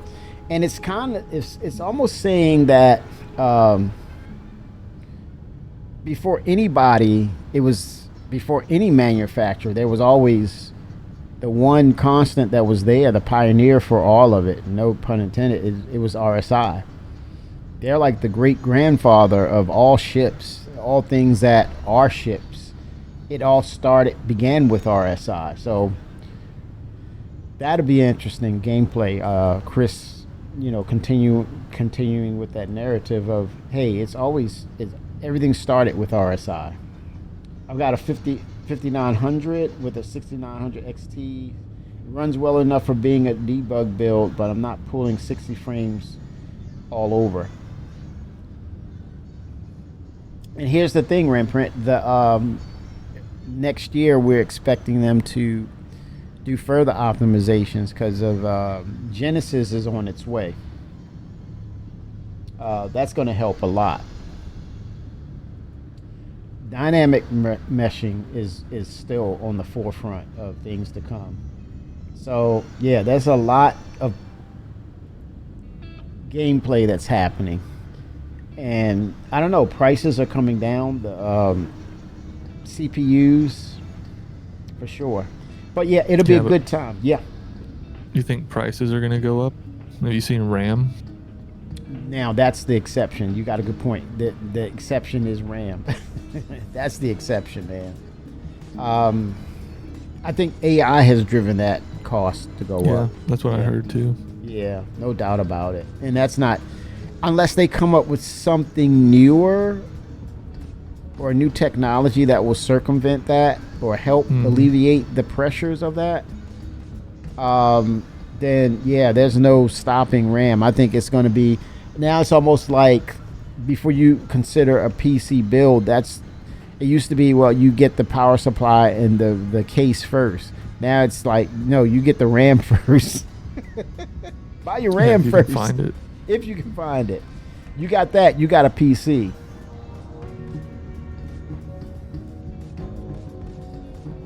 A fishing beam. Yeah, I'm curious as to what that will look like, Ramprint. How does that play out? You know, the Zelda games was probably one of the coolest aspects of Star Citizen. I mean, listen to me, of Zelda. The fishing gameplay was one of the coolest things about Zelda and how they approach that. How do you approach fishing, you know, in the game? Is it a time sink? I don't know, but it's technology now. You're utilizing technology. Do you have maybe a submersible and you can catch them with a net? You spread out a net and they're in the nets. You pull the nets. I mean, not just with fishing poles, but different tools that you can utilize to pull fish.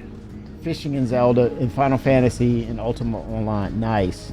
I like that with the Ultima. I think that's a close relationship. I think Chris was a witness to that. Origin, that was the game company that they all worked together with each other in Austin, Texas, way back in the day. Yeah, I think it's another resource, right? It's organics, it's food.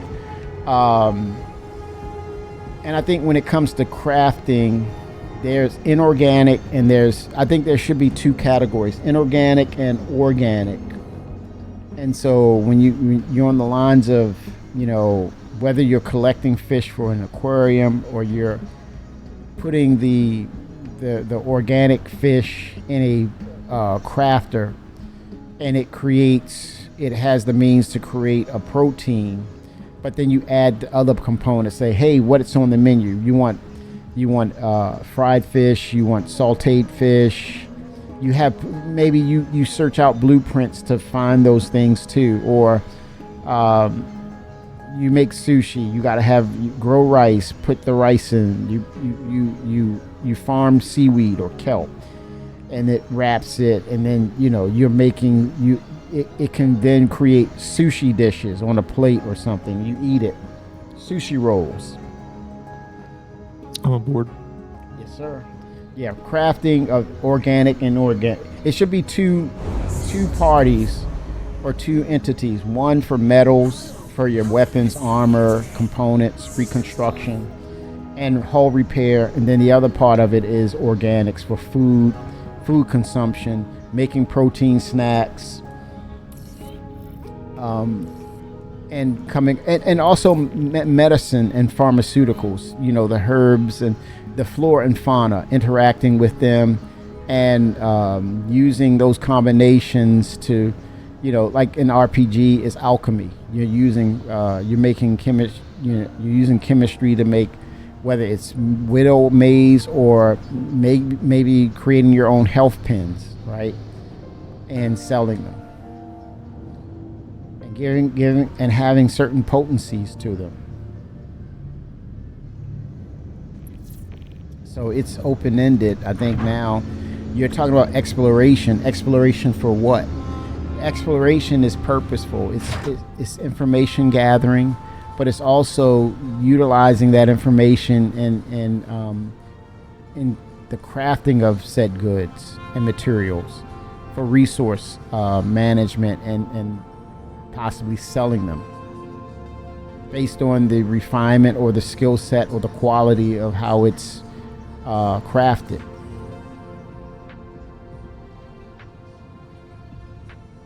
But yeah, definitely fishing for sure.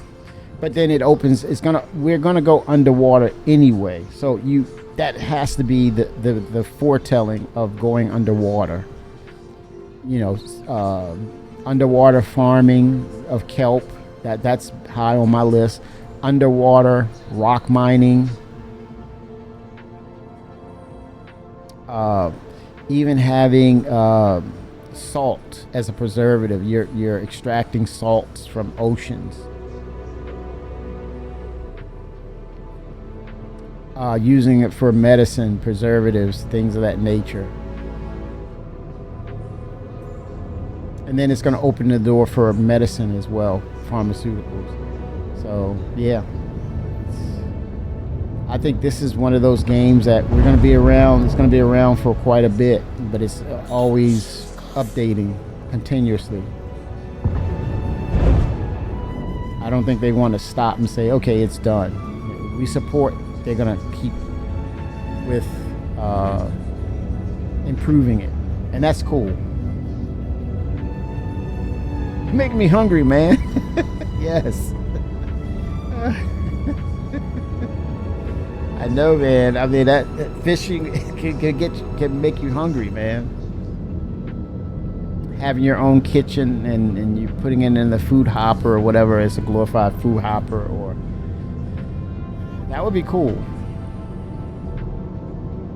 Have a new modern style kitchen based on, you know, crafting materials inside that kitchen, and you're putting in materials.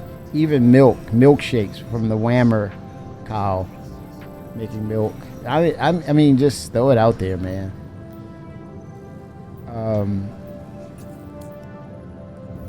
Whammer burgers. And we're hungry for the content. Oh, no doubt about it. We're hungry for the content. Aren't we going back to the Siege of Orson probably next year? I'm curious as to what that's going to look like. Depends on how far they get along with the instancing tech and maybe dynamic server meshing. Yes, where we'll go into that instance and then it temporarily closes, so that way nothing is tripped up too soon. So as we interact with things, they spawn in correctly, and maybe a better handle on the NPCs as well. That's going to help make them more formidable. Well, it'd be nice to have different NPCs instead of just the same NPC with different clothes everywhere we go. That's true. And when you say different, the different mindsets, not just some are more of they'll hide in corners as a sniper, or more of some are just crazy on Widow and just will come in and do a kamikaze and run into a crowd with a bomb strapped to them and blow up the whole freaking area.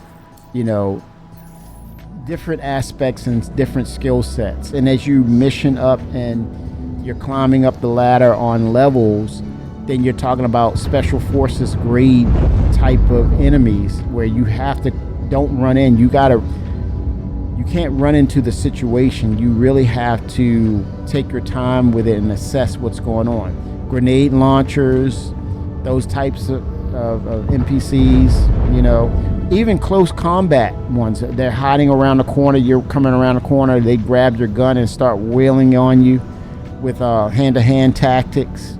Oh my gosh, getting mollywopped. Like, where did that come from? Using hand-to-hand, man. And you're like, oh, I didn't see that one coming. Knock you out, grab your gun, and shoot you. Like, holy smokes, man, what just happened here?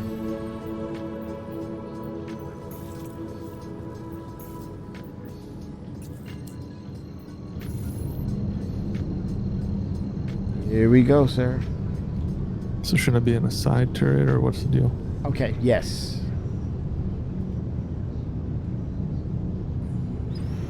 It's telling me to go to the low. Oh, do you have remote there, Fimra? You might have remote. there's one here. Okay, cool.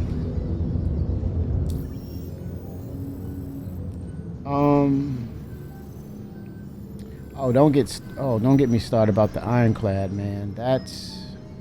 I think you're hitting a nerve right there with a lot of people. The cargo aspect of the game.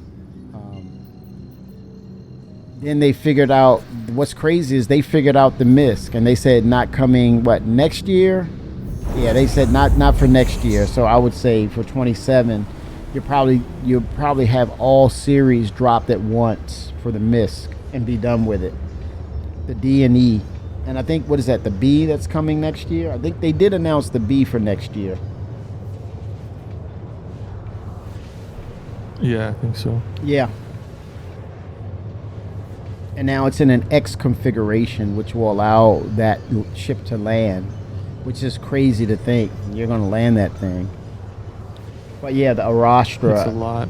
Yeah, it's a lot, Fenrir. I mean, it's you're asking for trouble if you're trying to solo with that thing. I mean, It's basically a caterpillar worth of cargo yes. that's on the outside. Yes. Oh man, Endeavor. I'll put it to you this way: they're seeing the foundational reasons to have the concept move forward with the Endeavor. You know, once they really get medical up and running the proper way, the base building, like farming and then the pharmaceuticals we talked about, the crafting. Now you're talking about these are foundational elements that they can apply towards the Endeavor. The other parts of it is as we go closer to 1.0, you're talking about potentially Genesis. The way I understood it, correct me if I'm wrong, Fimbra, is with Genesis is using an algorithm based on what they say the planet type is, and they have a huge library that it will grab the assets to mimic the summary of what they described of that planet, and it will procedurally generate those locations. So with that said, with the Endeavor, now you're talking about exploration and sampling of flora and fauna, and incorporating that into its gameplay matrix, such as taking certain plants, extracting they seeds. have to invent science gameplay Exactly. before the Endeavor can come. Exactly. Science exploration, all of that has to come first. Correct. And I think once it's there, like Fenrir said, once it's there, you physically have to have the locations, and then the interaction has to come. And once you have the interaction, now you can solidify what those interactions mean when you have the Endeavor in place. So now you're talking about leveraging crafting on another scale with the Endeavor, where it's more in depth, of saying you can extrapolate, you can refine certain things, take out toxins of certain things, and synthesize maybe pharmaceuticals and things of that nature, or better types of foods, right?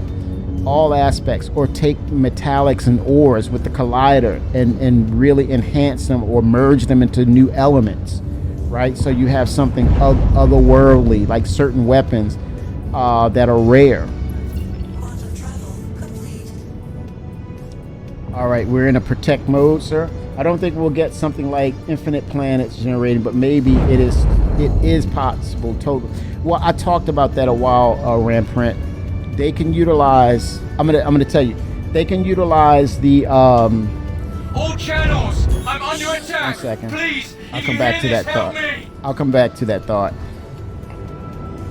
Jump tunnels that collapse. You have a certain time period, and you go into a jump tunnel, you find a new planet, and you get warnings that it's going to collapse. And oh shoot. No, don't kill him. Oh no. I'm trying to. Okay, let me see. Do I have weapons engaged? No. Okay, let me turn it on. They're not on. Frick. There we go.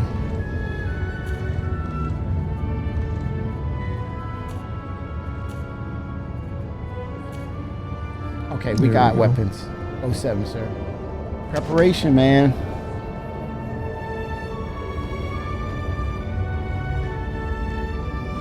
This is not the time for calm music, Star Citizen.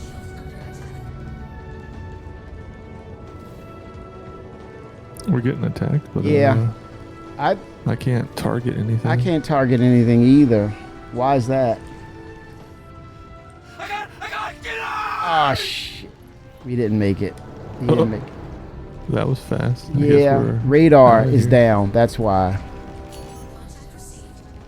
Let me go check engineering. I guess we're probably gonna die. You think we're in trouble? Okay, now we got radar. We can target now. They totally took our stuff offline. This is a freaking C1, man.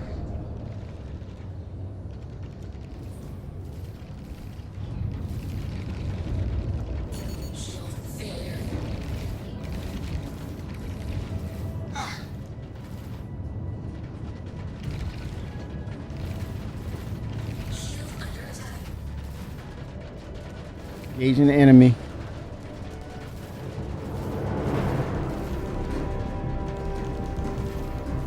Engineering terminal's not working. Oh no. See if the power systems are on, Fimmer. Friendly down. Repeat, friendly down. Oh gosh. It's a failure. There's another enemy out there.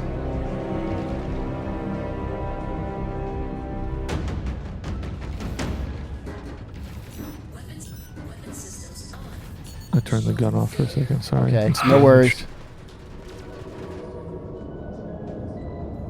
Okay, That's the only one thing after that's the- damaged. Okay. All right. Shockingly. Could definitely use some support about now. We're on it, sir. We're on it. We're assessing damage on ship. We're on it. Keep your... Holy shit, that was one of our ships. Oh gosh, what are you talking about? Chasing enemy. In pursuit. Son of a bitch! Oh gosh, man, language.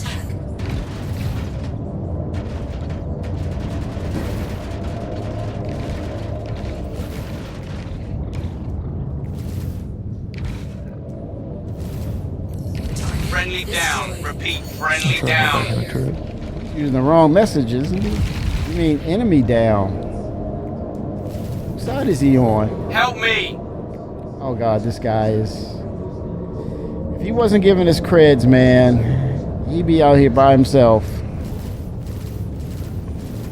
07, sir.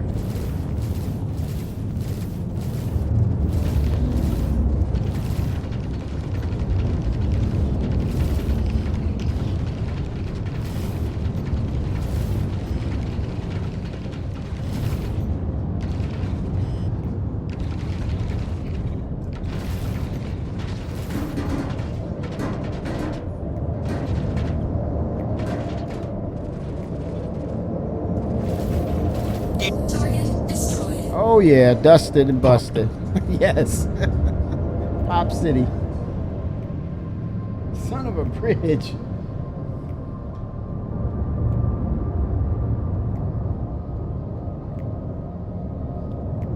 I think it could be a good thing because they have a massive library, but at the same time, it has to pass the eye test. It's not getting past Chris Roberts in that regard, right?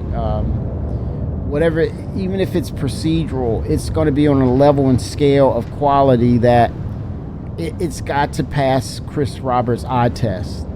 And that's a good thing. So you have the best of both worlds. Them creating planets, the interactions with these planets' new landing zones, which they're going to be handcrafted anyway. The landing zones will always be handcrafted. But like us back to like procedural planets or locations via the jump tunnel that you find with a Pathfinder ship, you may have a time and space to be able to visit and extract things, and then there'll be a warning time of when things will probably start to close. And if it collapses, you die, and your quantum sends you back to your place of origin, right? So that in turn allows them to create things that are new, and if they kind of fit that hero narrative, or they become not retcon, but if they kind of win over the crowd of players and say this is a great location, this is well done and designed, I think it has the opportunity to be cemented in the lore and the foundation of what we see as far as the point of interest in Star Map as well. So there is the window of randomness that can also be a part of the foundation of the game engine, in respect of, if we really like it, if it's well designed, it gets to stay. If it's something that's like, it's all right, they can close it up at any time, right? Because they can go into the narrative of the jump tunnel collapse. And if you're there and say, hey, I've been hanging out, or I haven't been in the game and I've been at this location, you wake up at your other location and realize the jump tunnel collapsed. So they had that as a narrative or game idea that will allow that kind of gameplay to happen, and so it has the potential to stay fresh as they continue to build out these larger number of the systems based on the 100 concept system. It's just going to get better.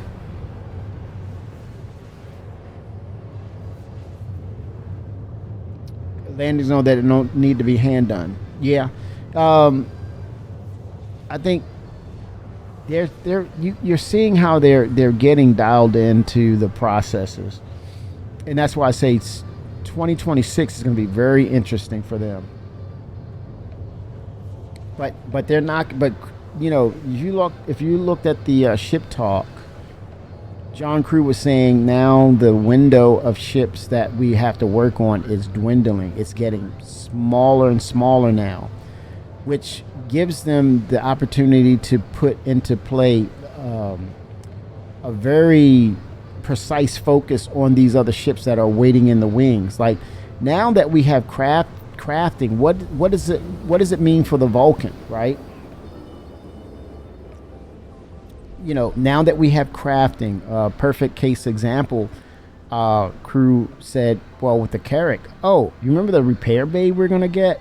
It's going to be a crafting room, because you just craft the materials and you basically have the new component or whatever it is you need to fix or repair.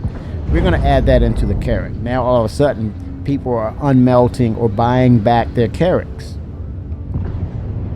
Yeah. People are buying back their Carracks. Say again, Farrah? We're earning them in game. You're going to earn them in game. Yeah, you can buy them in game at this point. And the Vulcan. Yeah. Mm-hmm. Yep. Mayday, mayday, All right, we're 5 clicks out from the enemy. Let me see the shields.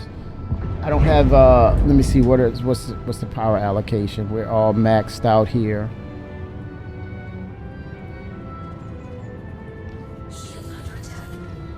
Okay, we're under attack. We're engaging.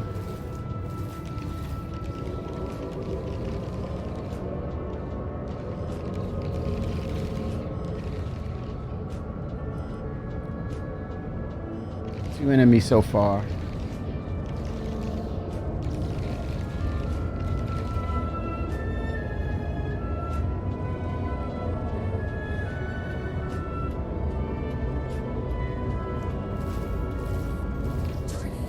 Oh, he's done.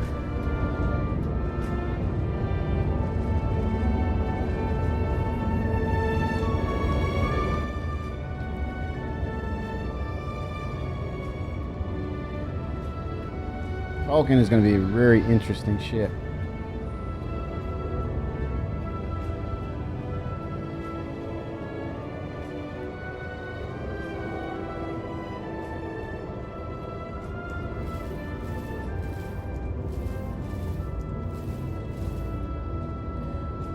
Torpedoes or missiles, will they go into a case with the Vulcan? Do you create them and then it goes into a case and then you put them into a hopper on the ship and then you get refilled with missiles? Is that going to be the thing? To simplify it a little bit? Keep the fighters off me so I can work.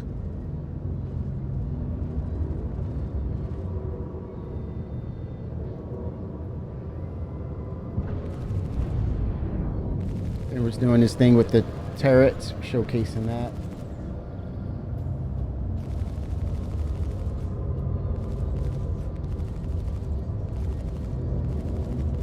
Helping them stay on point.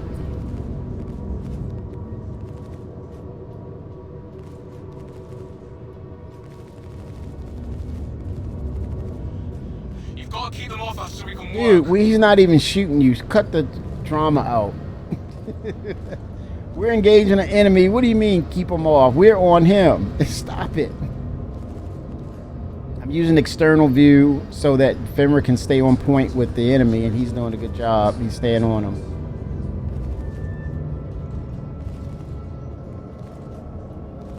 The advantages of using a turret. You can keep track of the enemy at a broader scope by being an external view. Nice strategy. You've got to keep them off us so Oh, we can dude, you're exaggerating it. Stop exaggerating. We're protecting you. Cut it out.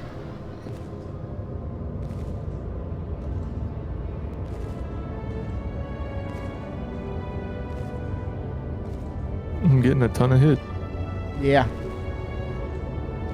I just need to let the capacitor recharge. Okay.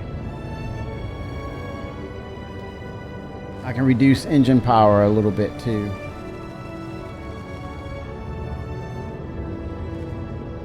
Keep the fighters off me so I can work. We are, man.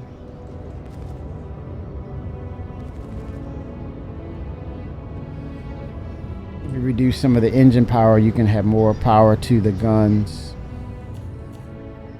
Higher recharge rate for you. Okay, here we go. Line them up. So you can knock them down.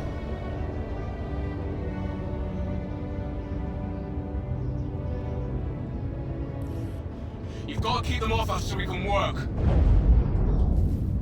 I'll send a warning shot to him.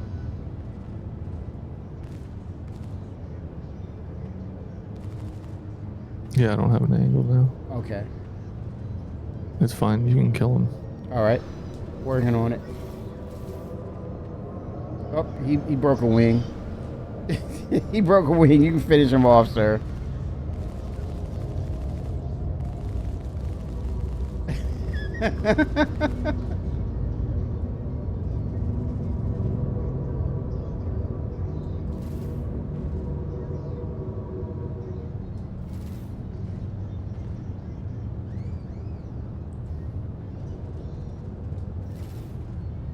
He's in a death spiral. Yes.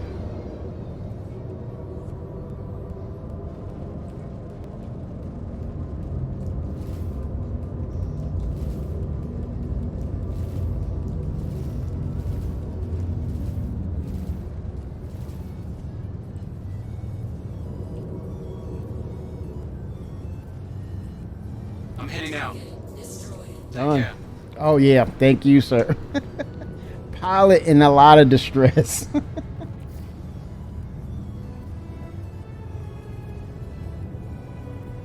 Oh, luxury ships, Remprint? He's into the luxury ships.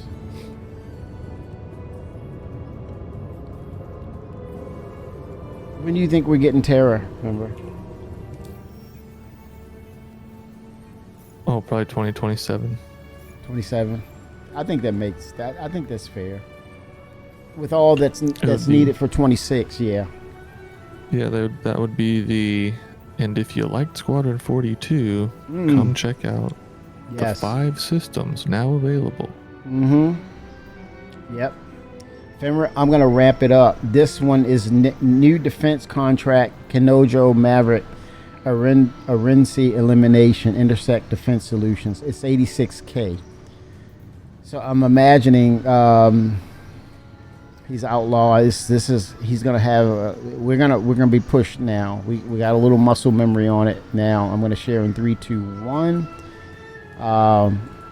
Should be a little. Say again.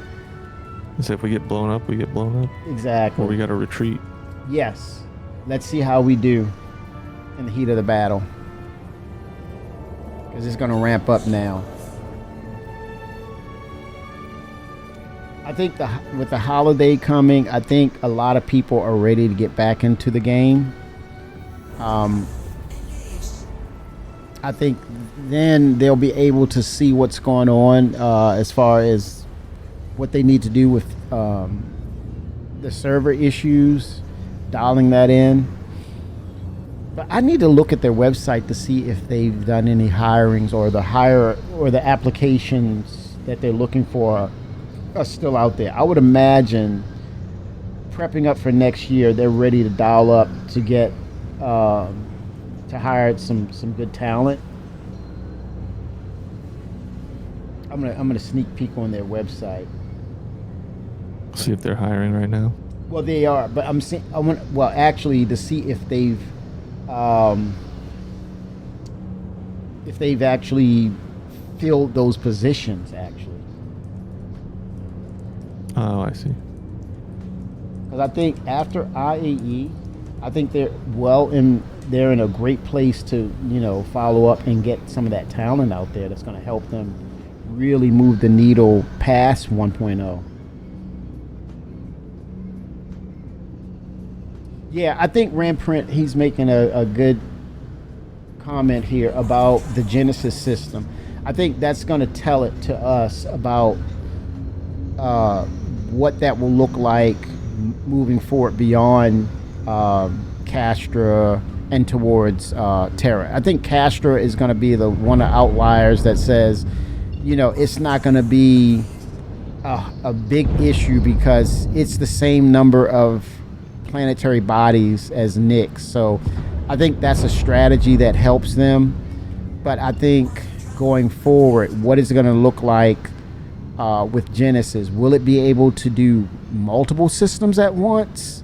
That's where I'm looking at to see how are we leveraging or what advantages we have with Genesis in order to really crank out more systems.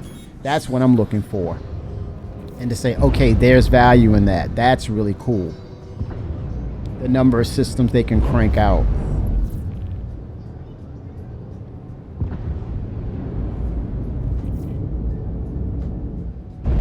Because I think you need to have a number of systems being produced at once in order to really solidify and help with the base building aspect of the game, because people will feel more comfortable about setting up shop outside of the UEE district or its area. And if you're spread out more, there's less likelihood you'll be found.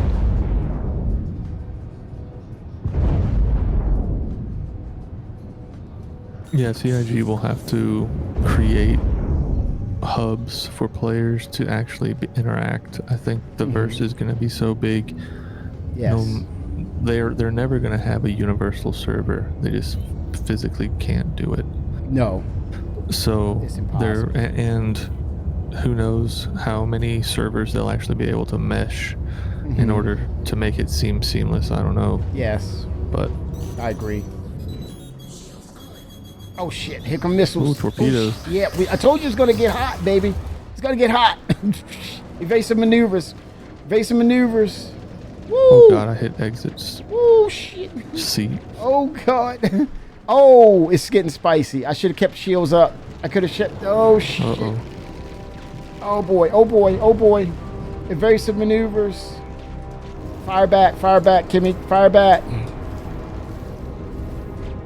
Oh, the music got a little spicy and dramatic too. Oh, Dude. we've lost power. Okay, see if we can engineer it back on line.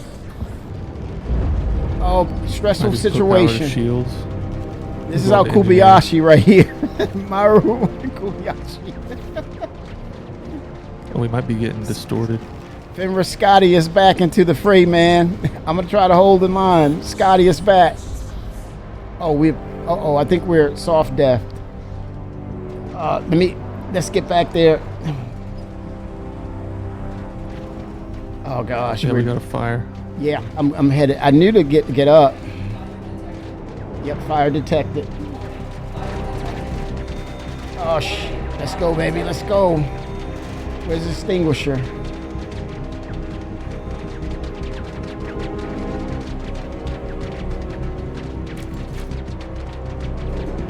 Is it back there in engineering with you? Affirmative. I put it out, I think. Okay, I'm headed that way. But we're in bad shape. Yeah. There's a little bit more popping up here. Yep, I'm with you. I'm assisting. See if we can get systems back on. At least engines. I'm gonna try to get us the hell up out of here. Everything's down. Yeah. Oh man. You want to play with it? Oh, They're engineering. still shooting us. Yeah, I'm trying to get back to the pilot seat to see if we can get some power out of it. You repair it. Yeah, if I can get us out of here. Oh, they are. I said, oh shit.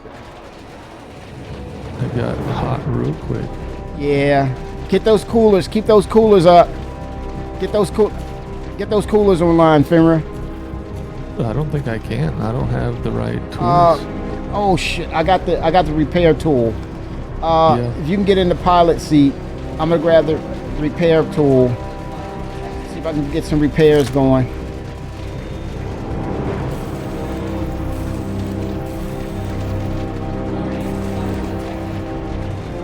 I just managed the fire.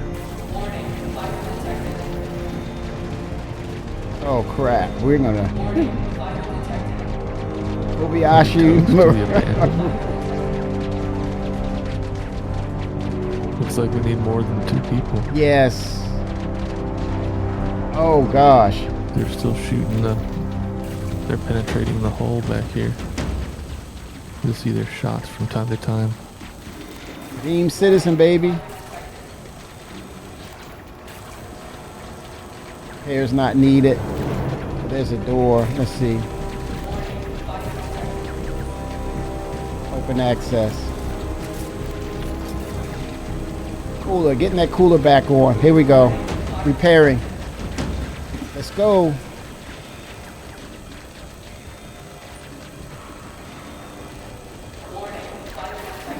It says salvage. Okay. Oh god. See the material.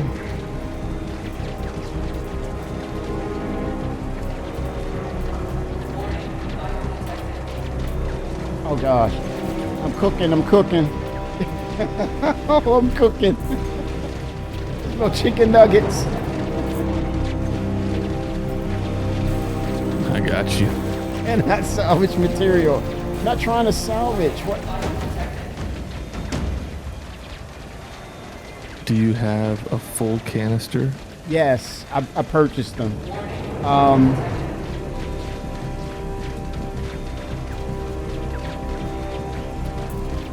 I thought I had the freaking thing on.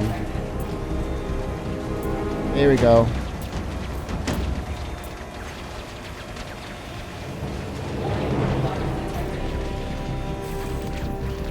Okay, come on. Repairing. Repairable damage detected. RMC container. Okay, it's repairing. 25. Do we have another fire on the ship? Oh, it's probably Just in this room. so.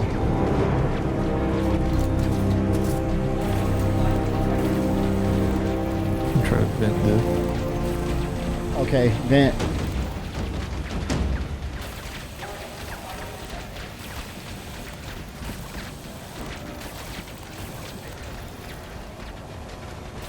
Well, the 3D representation of this shit doesn't work. So Oh I can't. gosh.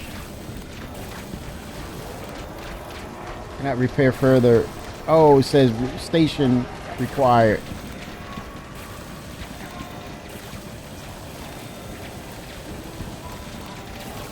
I'm trying to salvage.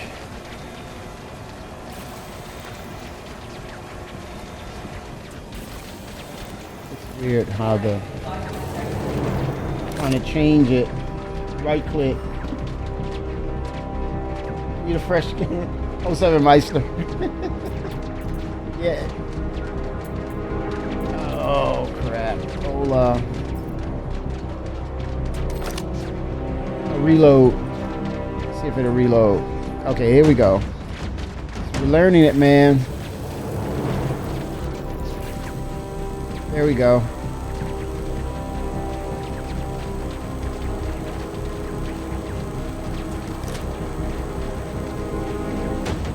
Repairing. Oh, so I'll just hit R for reload.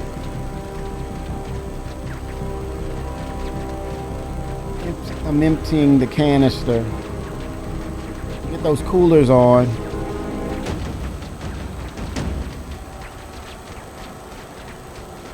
Empty. Now reload. Okay, there we go. Well, they're shooting us still, so I don't think it's gonna. No, it's not gonna help. What about engines?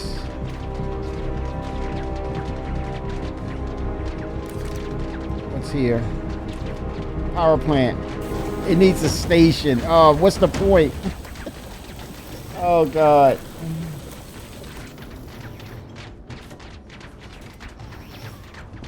Oh, they're just going to town on us, man. It's just. Yeah, they're just gonna shoot us till we Yeah, blow there's up. I see a fuse.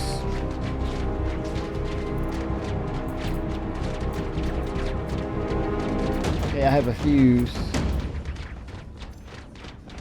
Holster it. Come on, holster.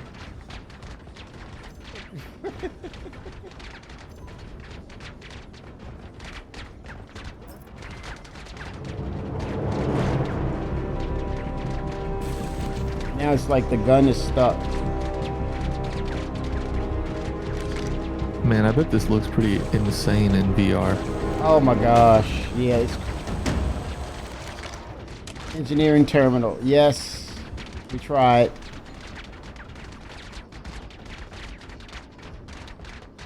Show emergencies. They're every damn where. Gun. Destroyed. Distorted. Holy smokes. Coolant. Offline.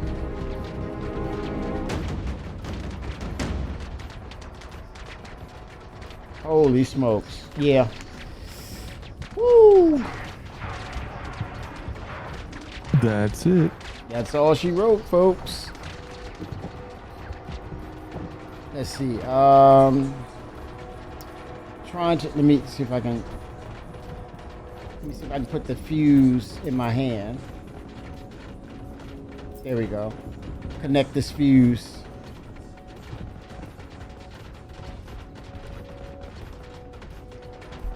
Okay, so place. Okay, we got another fuse. Oh gosh, let's go. Dude, I can't even freaking see. Holy smoke. Yeah. Oh my god. Okay, I'm gonna have to use the radar. Holy Oh smokes. yeah. How do you do the FPS ping? Oh, I don't know. For FPS? Not sure. Yeah, you can do scanning in FPS now. Oh, very nice. And if you do scanning, apparently caves will show up now. Oh, wow. So exploration can kind of begin. See if I But can we make have it- no way to share the coordinates, so Okay. Let me see if I can work my way back to the cockpit. Try to get out of this mess. Holy smokes. They are lighting us up, man. Oh yeah, they haven't stopped.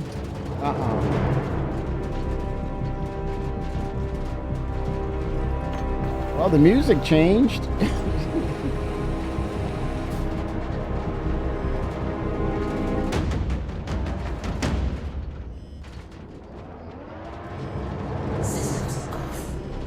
System going.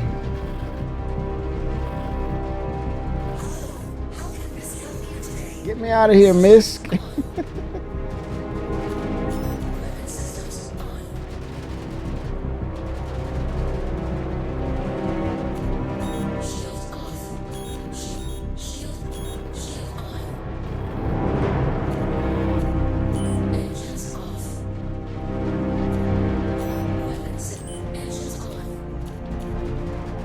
Power plant. It's the power plant. Right, but we can't get the power plant online Yeah, without it's coolers. it's dead, and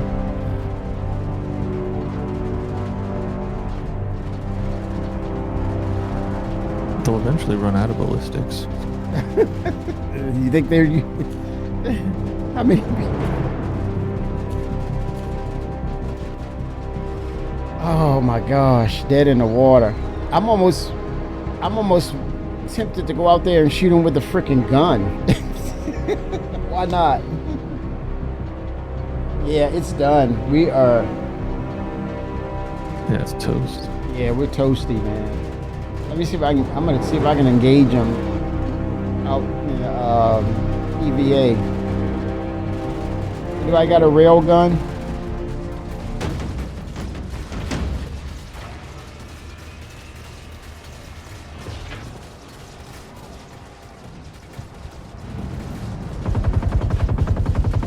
Hello, say hello to my little friend.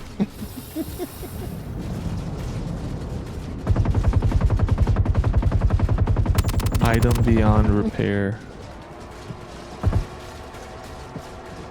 I'll light him up. Yeah, we couldn't repair these even if we wanted to.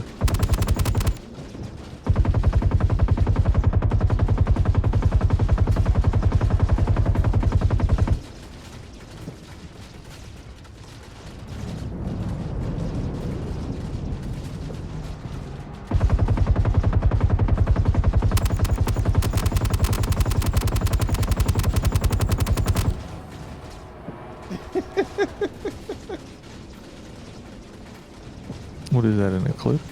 This is a Star Runner, Crusader, Mercury Star Runner. Oh. Yeah, we were totally outmatched. Yeah. I think we came in If we were with fully shields crewed. down. Yeah. It may have been different if we were fully crewed, but we would have needed everyone on turrets, so that's what, Yes. 4 people total, and then engineers, Mm-hmm. pilot. Oh, if I could commandeer his ship. Ooh. Yeah.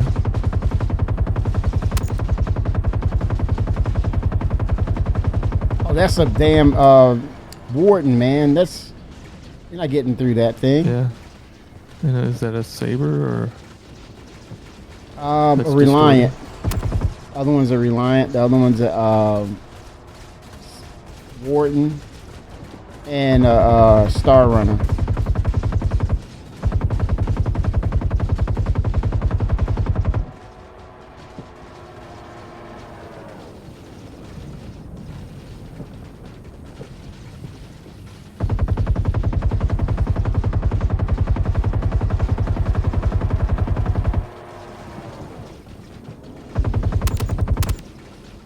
Yeah, there's something else. So we had 4 ships.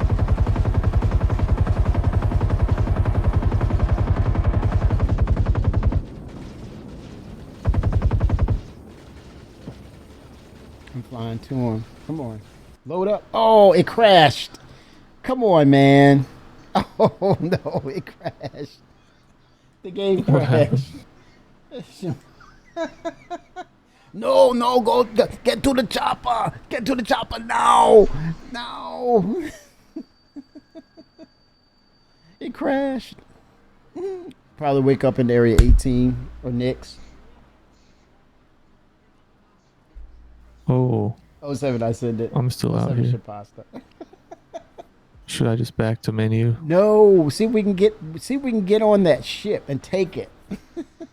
take their ship and then turn it around. Make you leader, and I'll join in you.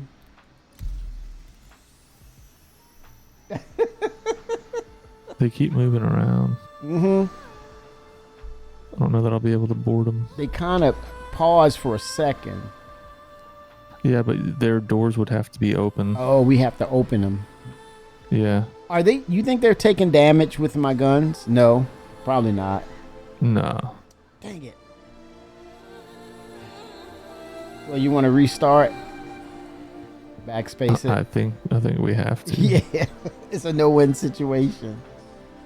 Yeah, I think there's something to say about if something is dead, then it's like a no-win. You're basically it's soft death. Uh-oh, what happened? It says that I'm in active combat, and if I log out, I'll remain or in combat or whatever. So if I log back in, it'll just be this again. So we just have to sit here and wait. Oh, wow. Or hold backspace. Whoa. Okay, let's see what happens. We'll play it out. Wow. The ship's taking some punishment. Holy smokes.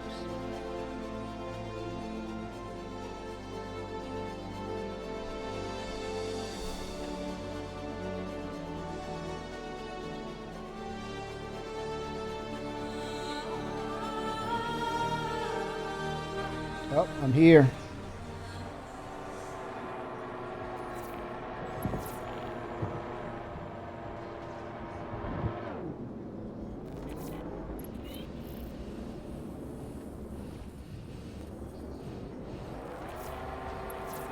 Yeah, I don't think there's a way to escape. Okay, let's see if I can.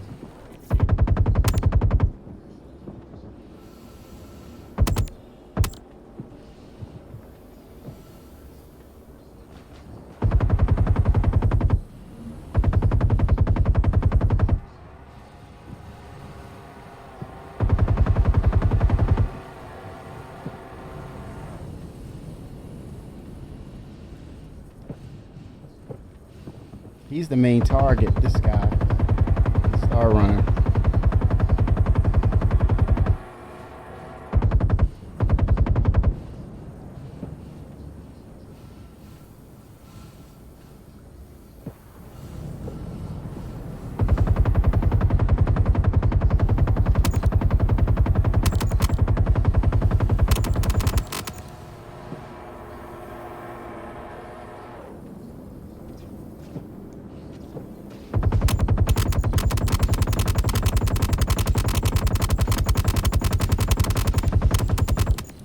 Damn it.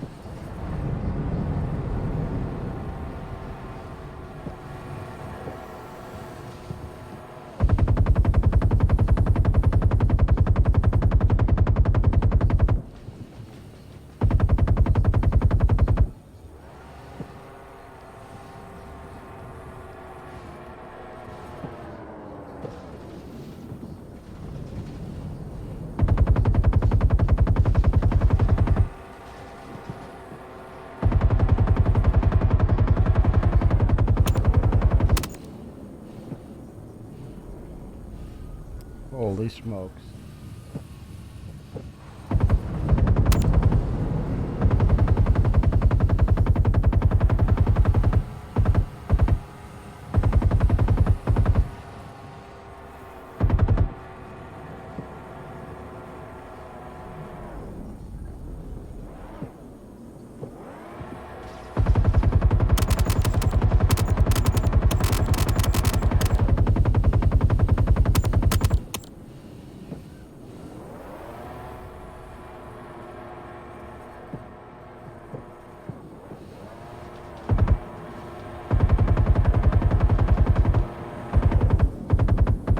Hey, I think I'm gonna go for a walk.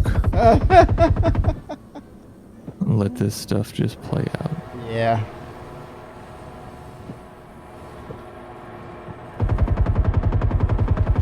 Whew, I don't know if people are gonna like engineering. I think they have to make some adjustments. I think you got to be able to.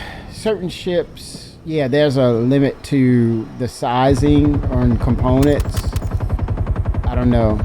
We got to find out what those rules are as well, and work around them. It might be a hard decision on some players where they may melt certain ships. Yeah, it's a tough one right now. Yeah. I think we're gonna make the adjustment though. We'll see how it shakes out over Christmas. I think people will start using their starter ships a lot more. Yeah, and feedback. I think there's the opening doors for feedback.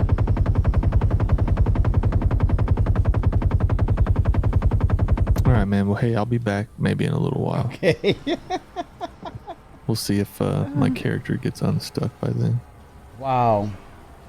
They're gonna. Well, Maelstrom is coming too, so that's another part of it. Yeah. Well, we'll see. It'd be nice to. I guess we won't hear anything probably till what, February? Yeah, because that you got to give them time to get back to the office and kind of get acclimated to what the plans are going forward. At least for the first quarter, amongst themselves, they're going to discuss what's going on. There's just a lot to do. Yeah. They'll fill us in. Oh, definitely. Content is coming. All right, man. Well, hey, I might check in later. Okay. Sounds like a plan. All right. See you. All right. 07. We got engineers. Oh, gosh.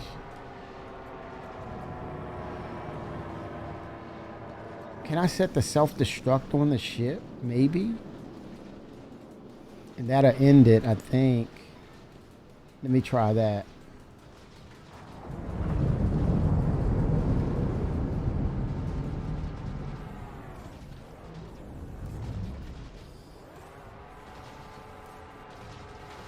Yeah, what's going to happen is Maelstrom is going to take over that whole system. It'll be a more accurate deliverable, so they won't have to handcraft things anymore on the side of armor. It'll have a certain number as opposed to partial parts of the ship having that number, and they mentioned that Maelstrom it will totally and accurately give you the correct stats for your ship's health.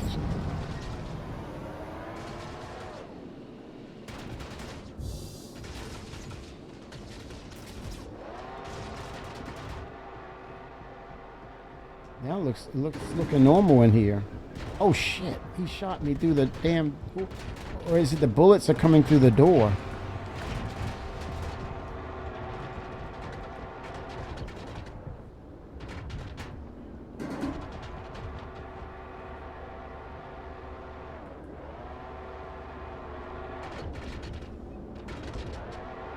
Get a little health stats, get my stats up.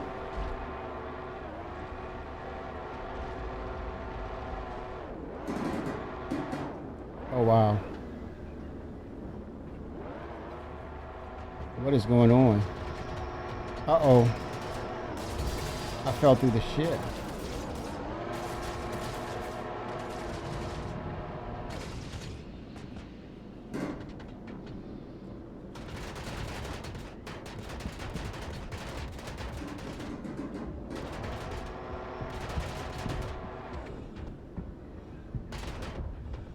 Oh, wait a minute. The turrets, can they work? Maybe.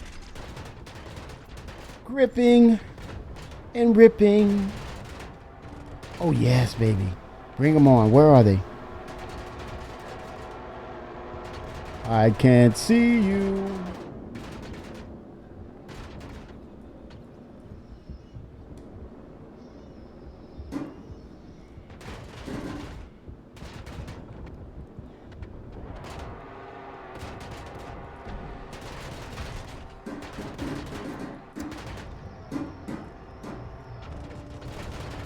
Ooh.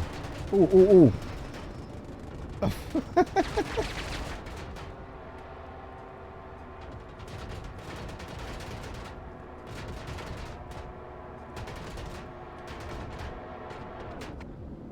Come on back. Come on back.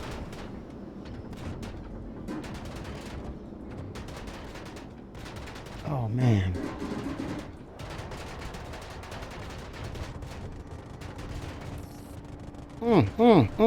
Get some, get some.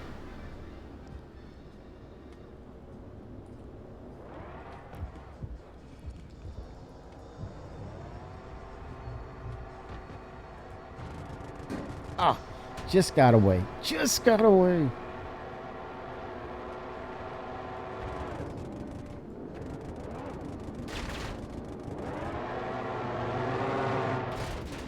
Hear that Reliant flying around.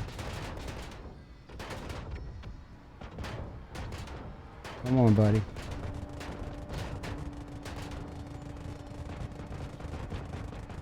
Oh. Oh.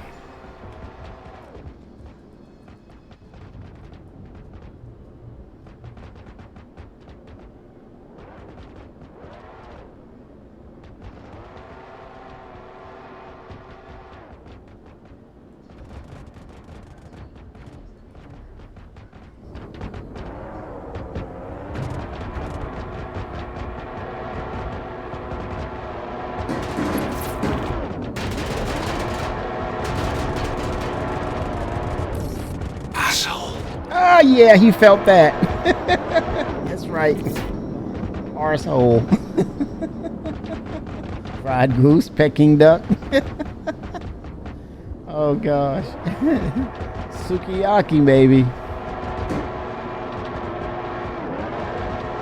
Holy smokes, man.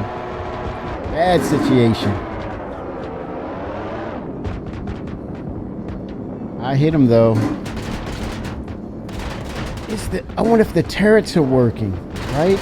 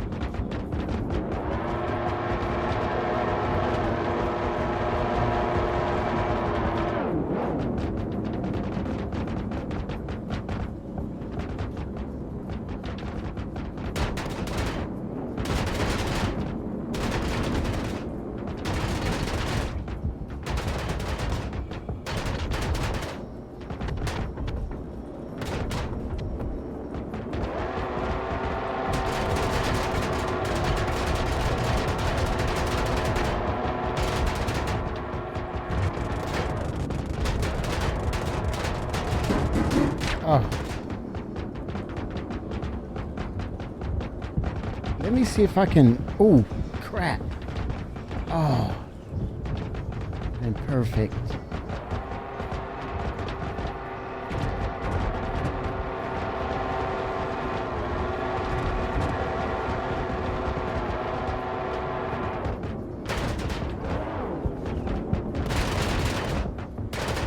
Oh, the turret. Let me try the turret.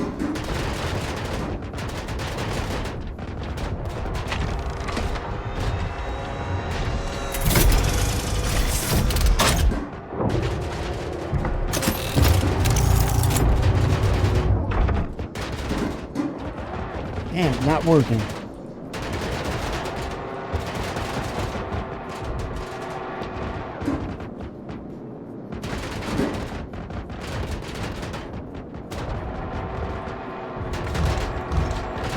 Damn it. How can this help you today? Fire, fire, fire. Damn it.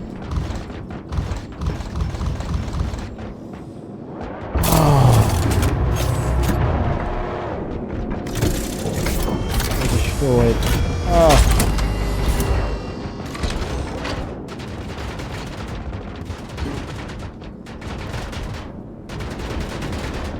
Holy smokes.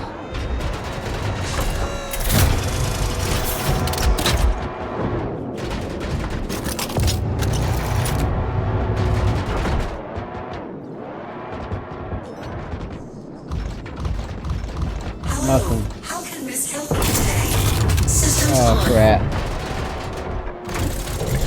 Nothing.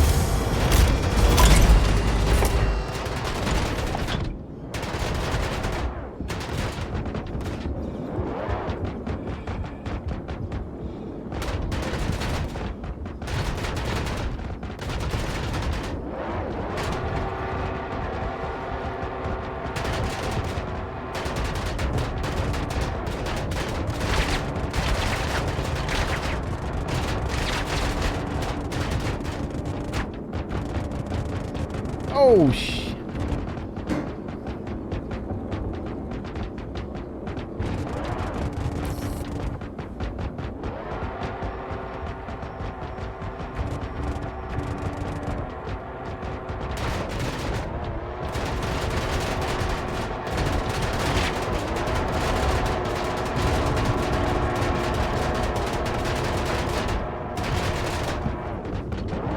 Crap. Oh gosh.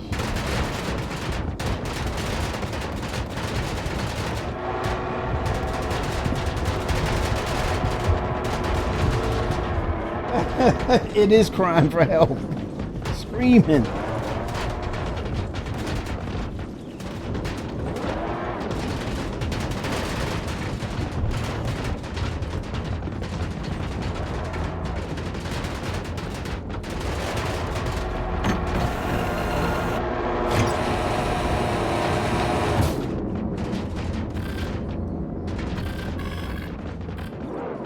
Oh gosh, it's oh wow. How can Miss help you today? Systems on.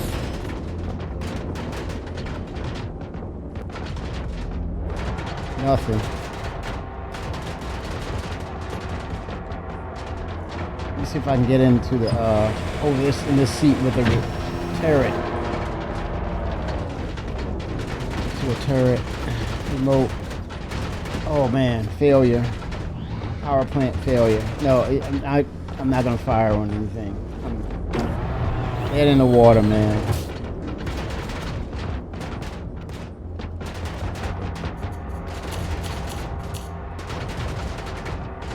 Yeah, she's telling you right there.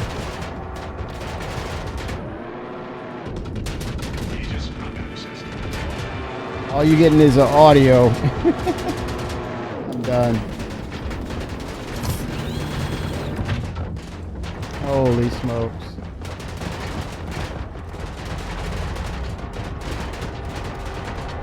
Yikes.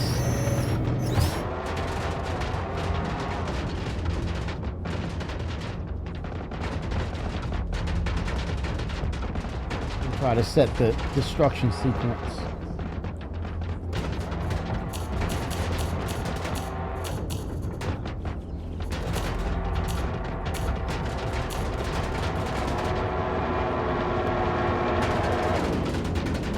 In the pilot seat, see if I can set it. Oh no, it's shot, Remprint. Everything is shot. Literally. Figuratively and literally shot.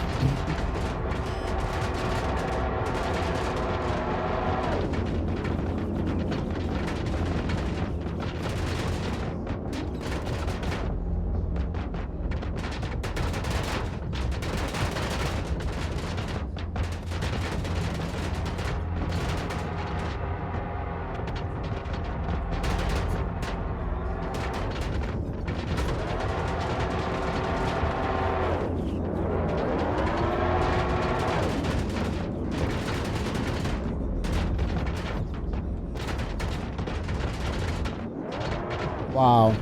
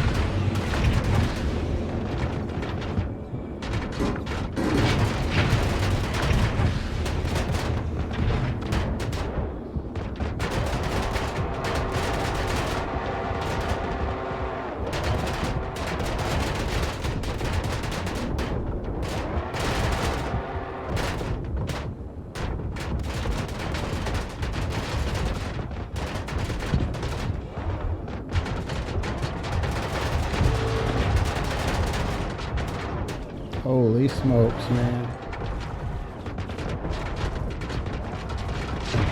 He's taking a beating.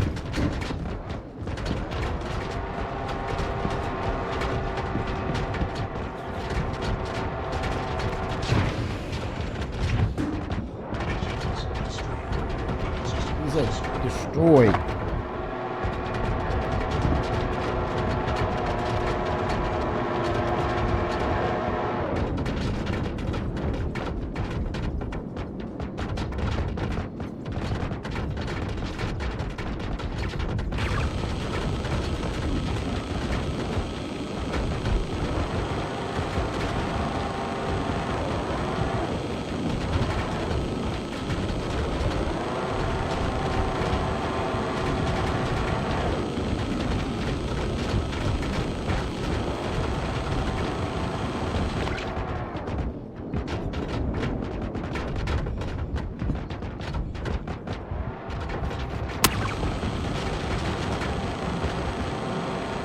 Quantum drive, repairing. Repairable damage detected. If I can... Oh, wait a minute. That's what I should have... You know what? Now I'm thinking. Could have initiated quantum drive and just jumped out of there.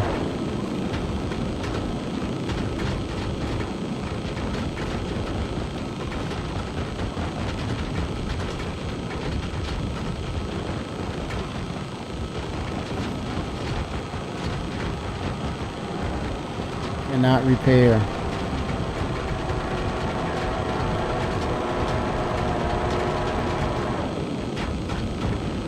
That it is busted.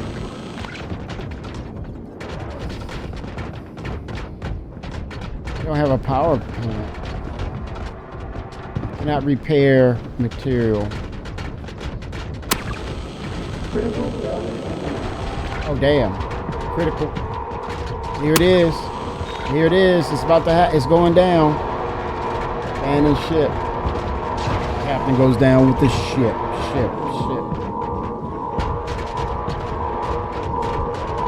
Whoa.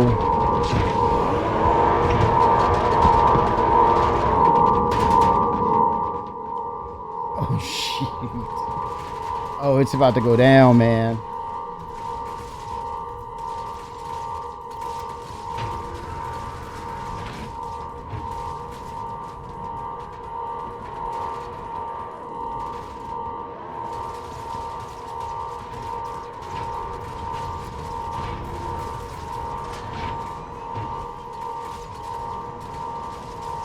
Oh, wow.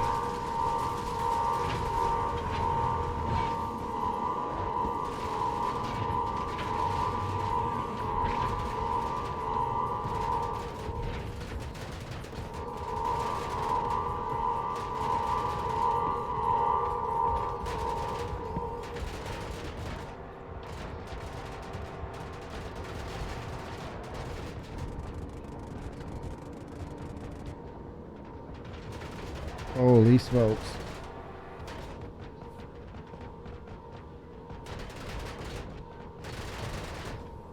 Oh, the power supply, remove it? I didn't try that. I wonder, is that possible?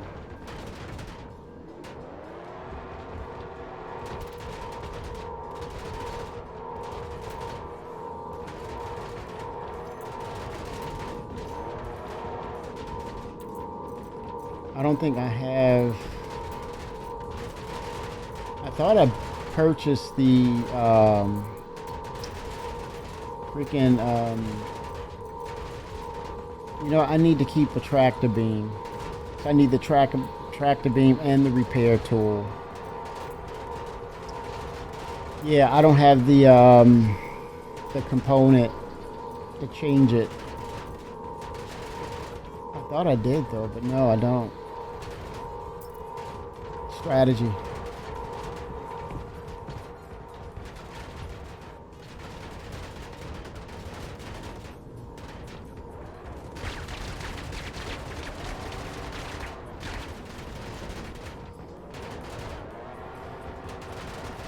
Yep, I'm done, man. I'm a bio brick real quick. Be right back. Oh my gosh.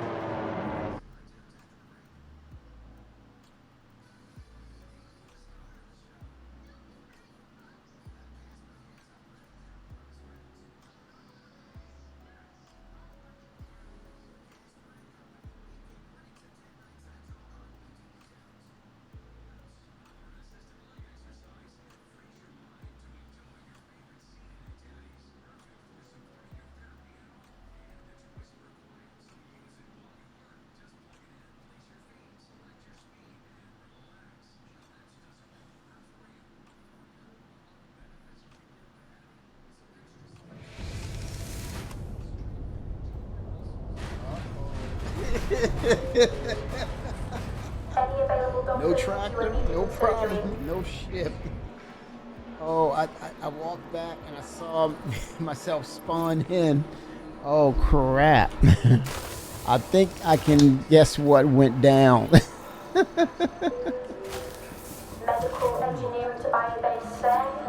Yeah, it happened. A thing happened. Holy crap. A thing happened.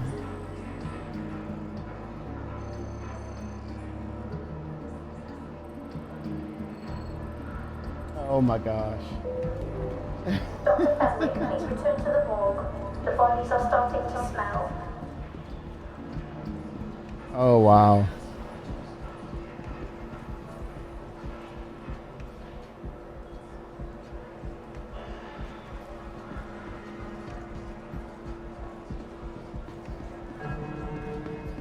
Visitors should proceed to the lobby.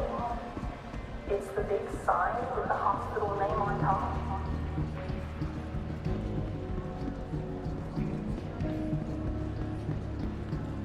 Oh yeah, it went down. Okay. We can I think we can all agree that there is a healthy amount of time to kill, right?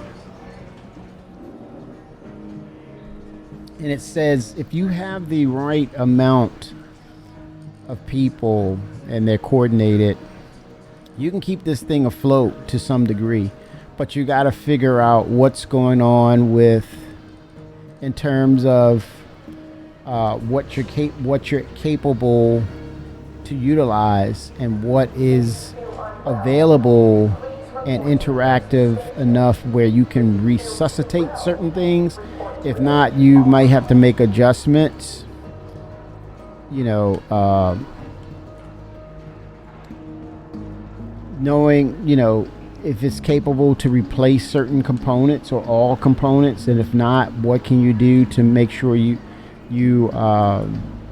make that a priority to keep the maintenance, upkeep, and repair going for that particular bespoke part that you can't change out. Yeah, or have a different ship. Know your ship. Know your ship. So that's an orbit. That's the cambio. That is the tractor beam. I can use that.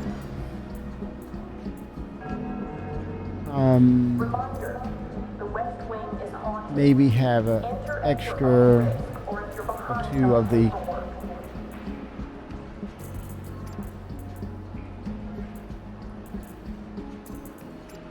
Share those. Yep. Just one of those. I need more of those. Paging Dr. Nalara to neural recalibration. The AI is having an existential crisis again.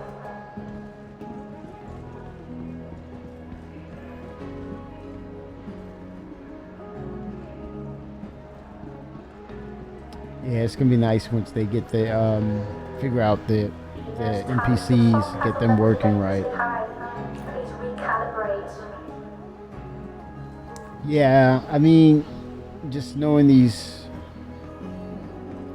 systems on your ship, I think that's another thing too. Hydration is important. And then acclimating yourself where it's okay. I understand what's my ship is about, and then when you have these encounters and situations, you can act accordingly, but still get pushed and be challenged in those situations. But you're better to, be focused on what needs to be done as you get acclimated to your ship, and then those situations will help you build those levels of experience you need to have in order to take on more and variables of, in relation to combat situations. You understand the variables, or you can react accordingly. Whether you win or lose, it's always something, like Jared said, what did we learn today? It's one of those moments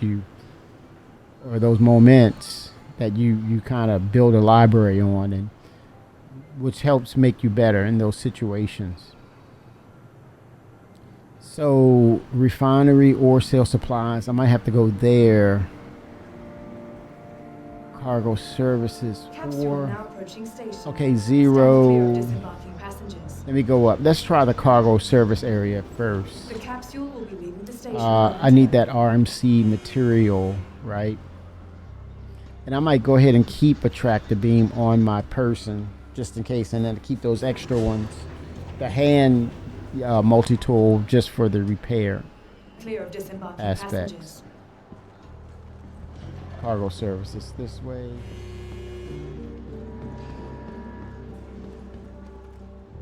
Supplies and equipment.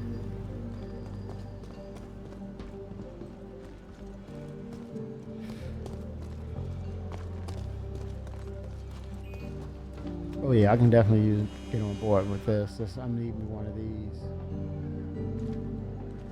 Buy it on the kiosk.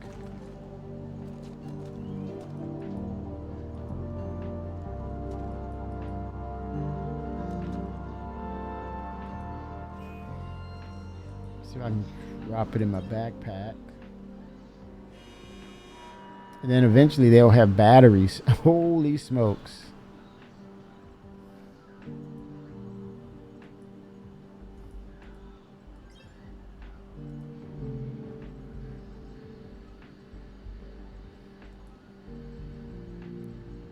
Personal weapon. I'm going to use that. I'll need that.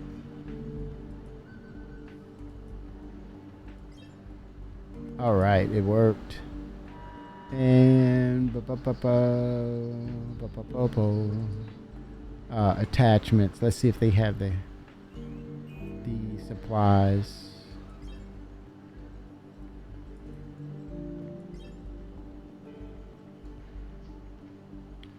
Oh, I'm gonna need those fuses as well.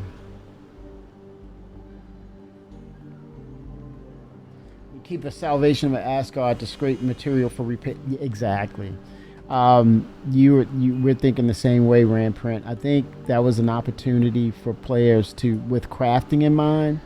I think if you passed up on I put it to you this way. If you're excited about crafting and you passed up on the RSI salvation, man, what are you thinking? And you don't, and if you don't have a type of resource ship like that, it was a no-brainer. They were giving you a bone right there, because you're going to go back at some point and say, you kick yourself and say, I got to go back and get that ship. Yep. Because I think with crafting, those materials are going to be incorporated with crafting, of course. No-brainer. Are you going to be content with having to purchase these materials and then utilize it, or you want to cut out the middleman and just go ahead and procure your own resources, which makes sense? And to Ramprint's point is, hey, he's flying along in his main ship. Oh, I gotta pick up. Let me do it right here. Procure the material, extract it, and get it incorporated while you're in the middle of the mission, or after the mission, or between missions, if that's a thing. Possibilities, especially if you have it. So I said, I doubled back and I said, yeah, I got to get that RSI Salvation. And I think John Crew said, hey man, it fits in the galaxy. And I'm like, okay. Now you're talking. Now you're talking. I got to get that material, the Cambo attachment. So it's not in cargo. So I would say it's an ore or material. So it's 3. I'm gonna head down to 3, deck 3. You know what? They've kind of figured out maybe the elevator debacle with Nyx. It's all automated. You just get on. You know where it's going. You get on. You know, get on it and you go. No no spawning and spamming the buttons. You get it and go. Let's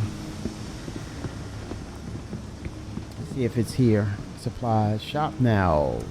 Shop terminal. Backpack it. Backpack it. Backpack it. Let me see. Utility.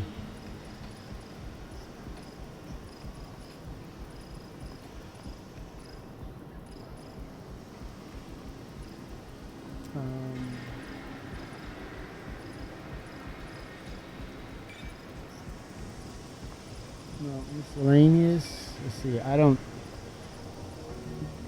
Do they have?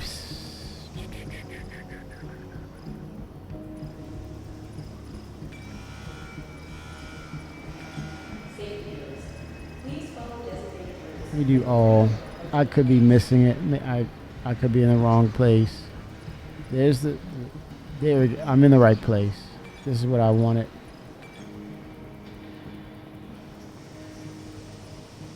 $41 of them.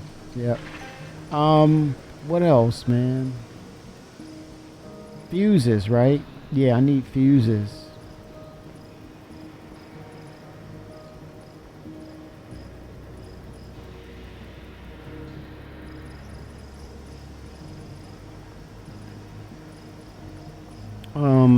All category. Utility, no. I would imagine.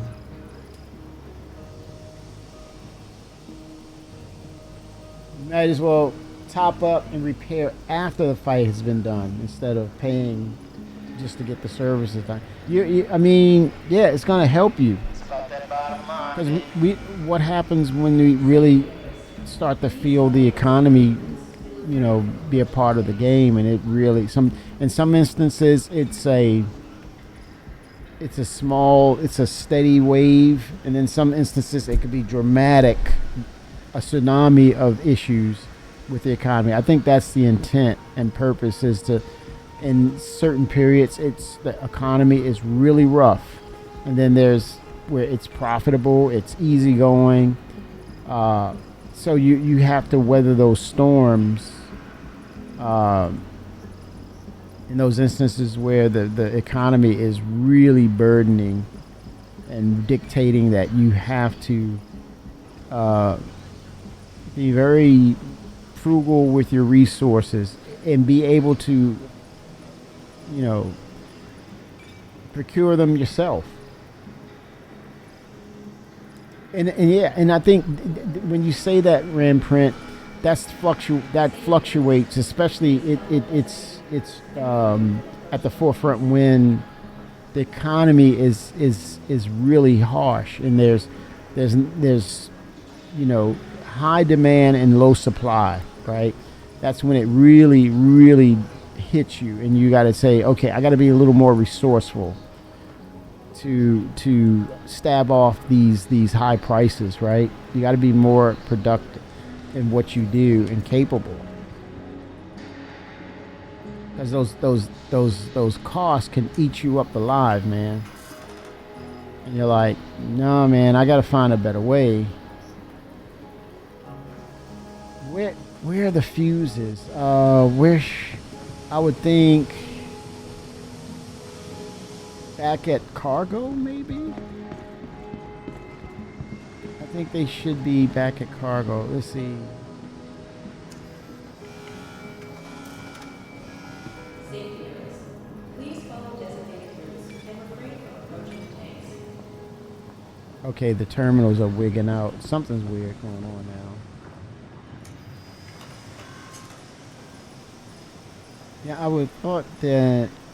Okay, I have the cambio canister for repair.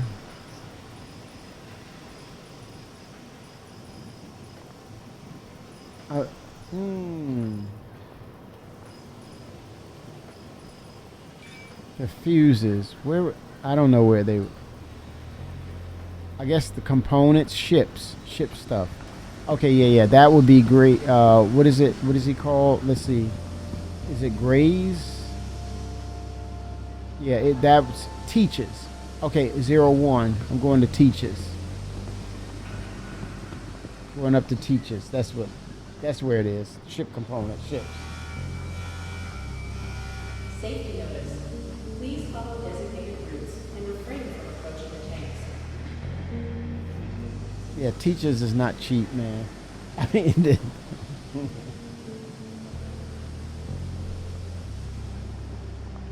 all right, let's see here.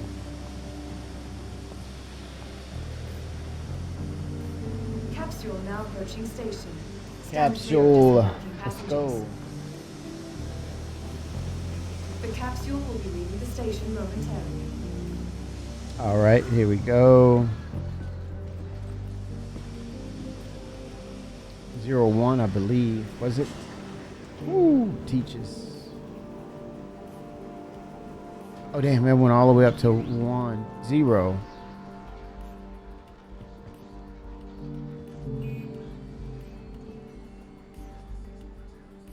And just like that, I'm like, where the hell is Teaches again? I think it's 01.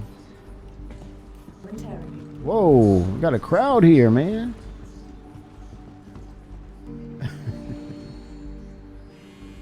Oh, Teaches. There we go. He's back in the corner.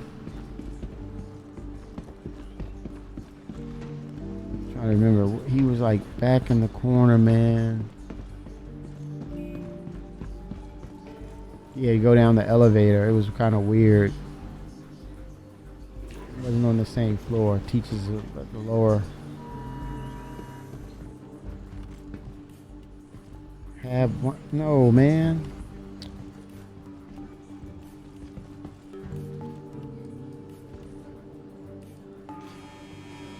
Lobby.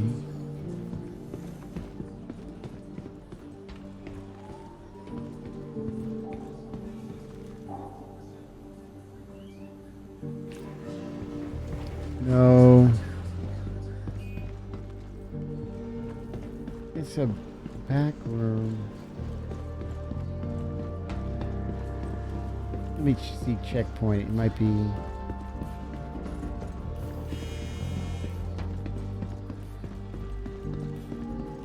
No, Teaches was in the sub-level 01. Yeah, it's kind of weird. You got to take another elevator to get to Teaches.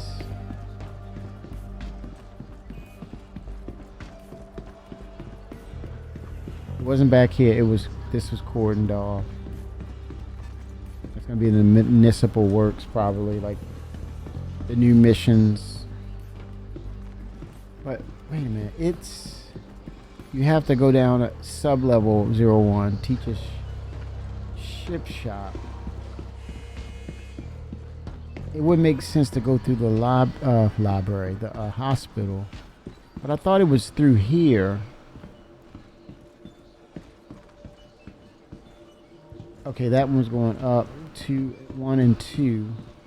Okay, what's back here? 3. Same thing. Let's see.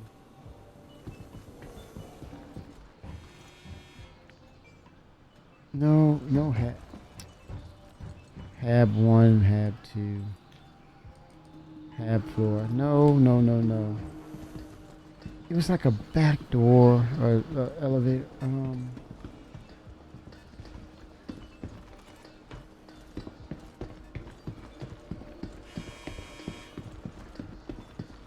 Let's try here, the hospital.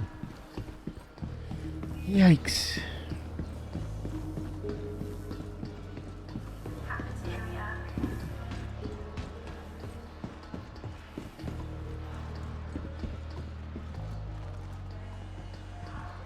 Elevators.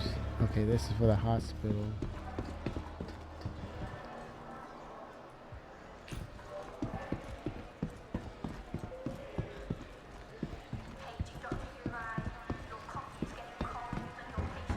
Coffee's getting cold.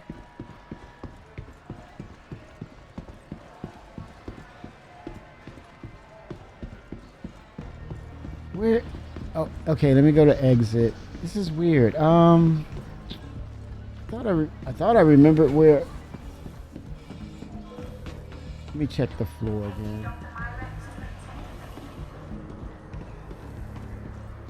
It's weird. It's like you have to go down an elevator to get to Teachers. Home and Hearth. Mercy Hospital. Home and Hearth. Okay, that's 01. Teacher Shift Shop.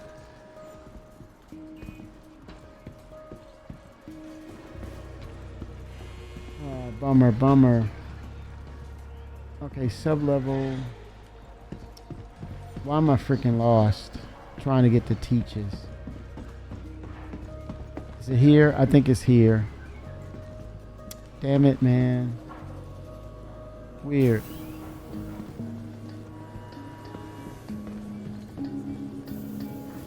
It's strange. It's freaking strange. JMat07. Why are they all ducking? What do you do to them, man? Yeah, about that. They don't want me to call them up for a mission to get on the ship. They don't want me as a crew member. Got killed, man. Hell no, I'm not getting on the ship with you. Are you serious? Are you serious right now, bro? No, I'm not getting on the ship with you. Not happening. Yeah, I got back spasms. Not getting on the shit with you, bro.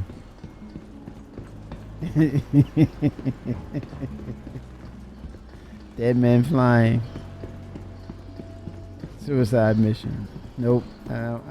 Suicide Squad is a movie, not my Star Citizen experience. No. No. Gollemox.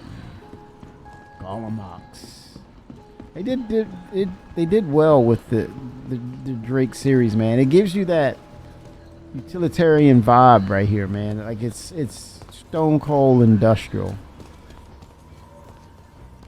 It's what you do, man. It's what you do. That's Drake for you. Let me I still have this ship, this vehicle right here. I still have it, man. I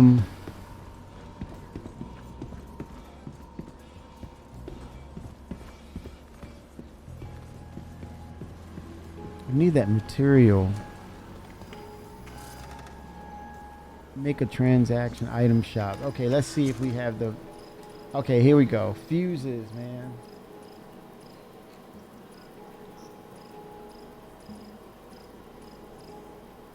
There we go. That's what I wanted.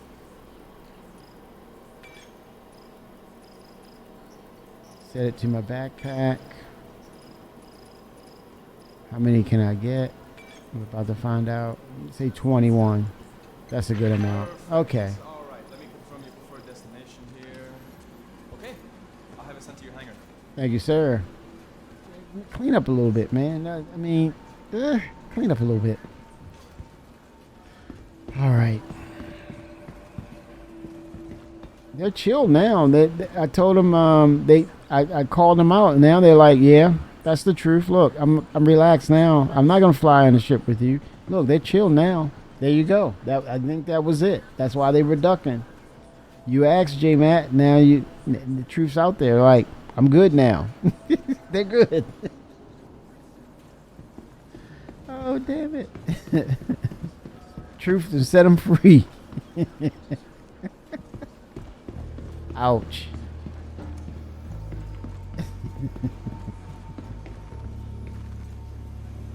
That's now you know why, J Matt. Now you know why.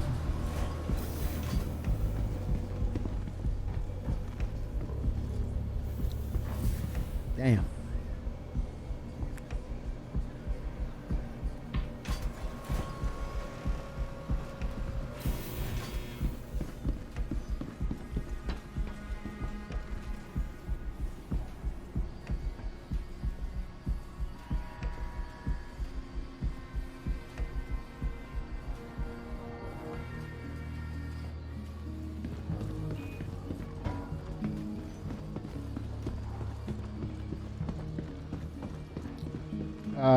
Let me go ahead and clean that tack again. Welcome to the ASOP Vehicle Retrieval System.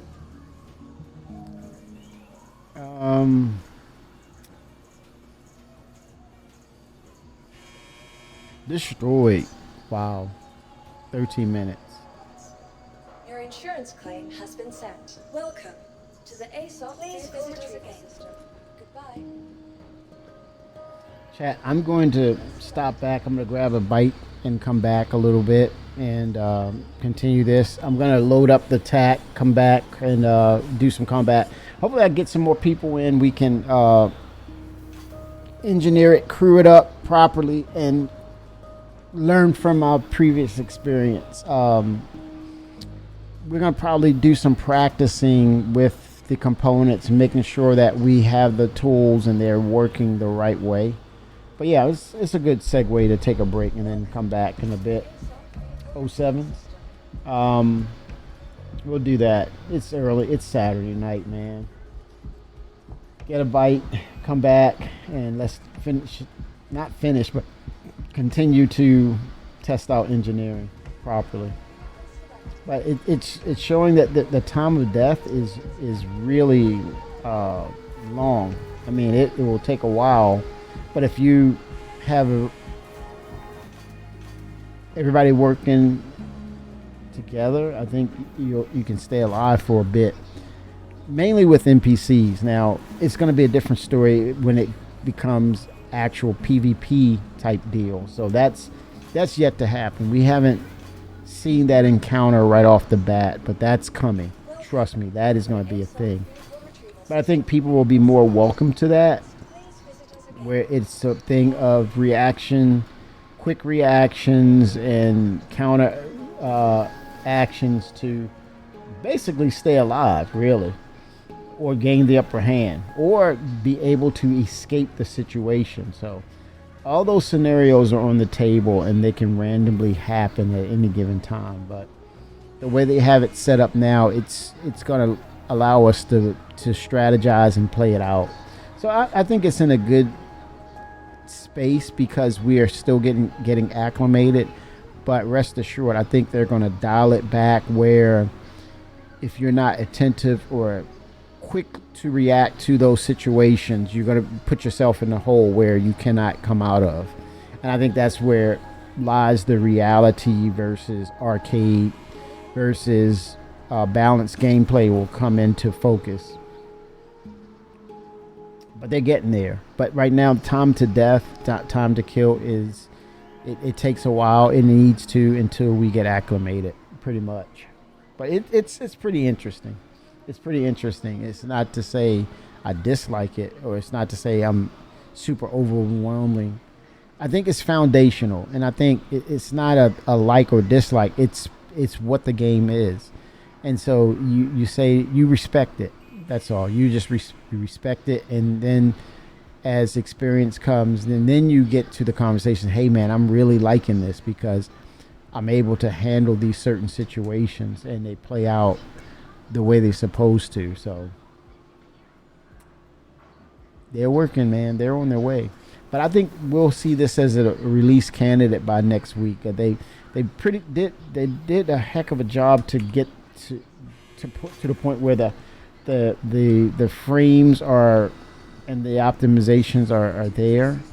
It's much better. I remember when they first opened up Levski, it was just Chop City. But I think it's also, it calmed down a little bit with the number of people just they wanted to see. But I think next year is where they really can get things up and running to extent with double the player counts and double the performance. That's what you want. And I think that's what they're aiming for. All right. I'll see y'all in a bit. I'm going to get a little bite. I will see you soon this evening. I'll be back. 07s.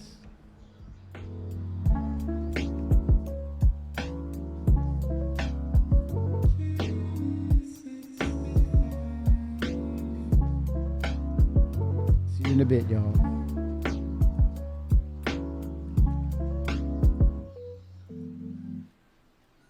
Oh, 7 shrimp pasta. Double mint gum, baby. I'll see y'all in a bit. Get on the ship, shrimp pasta. We need some engineers. I promise you won't die. I promise.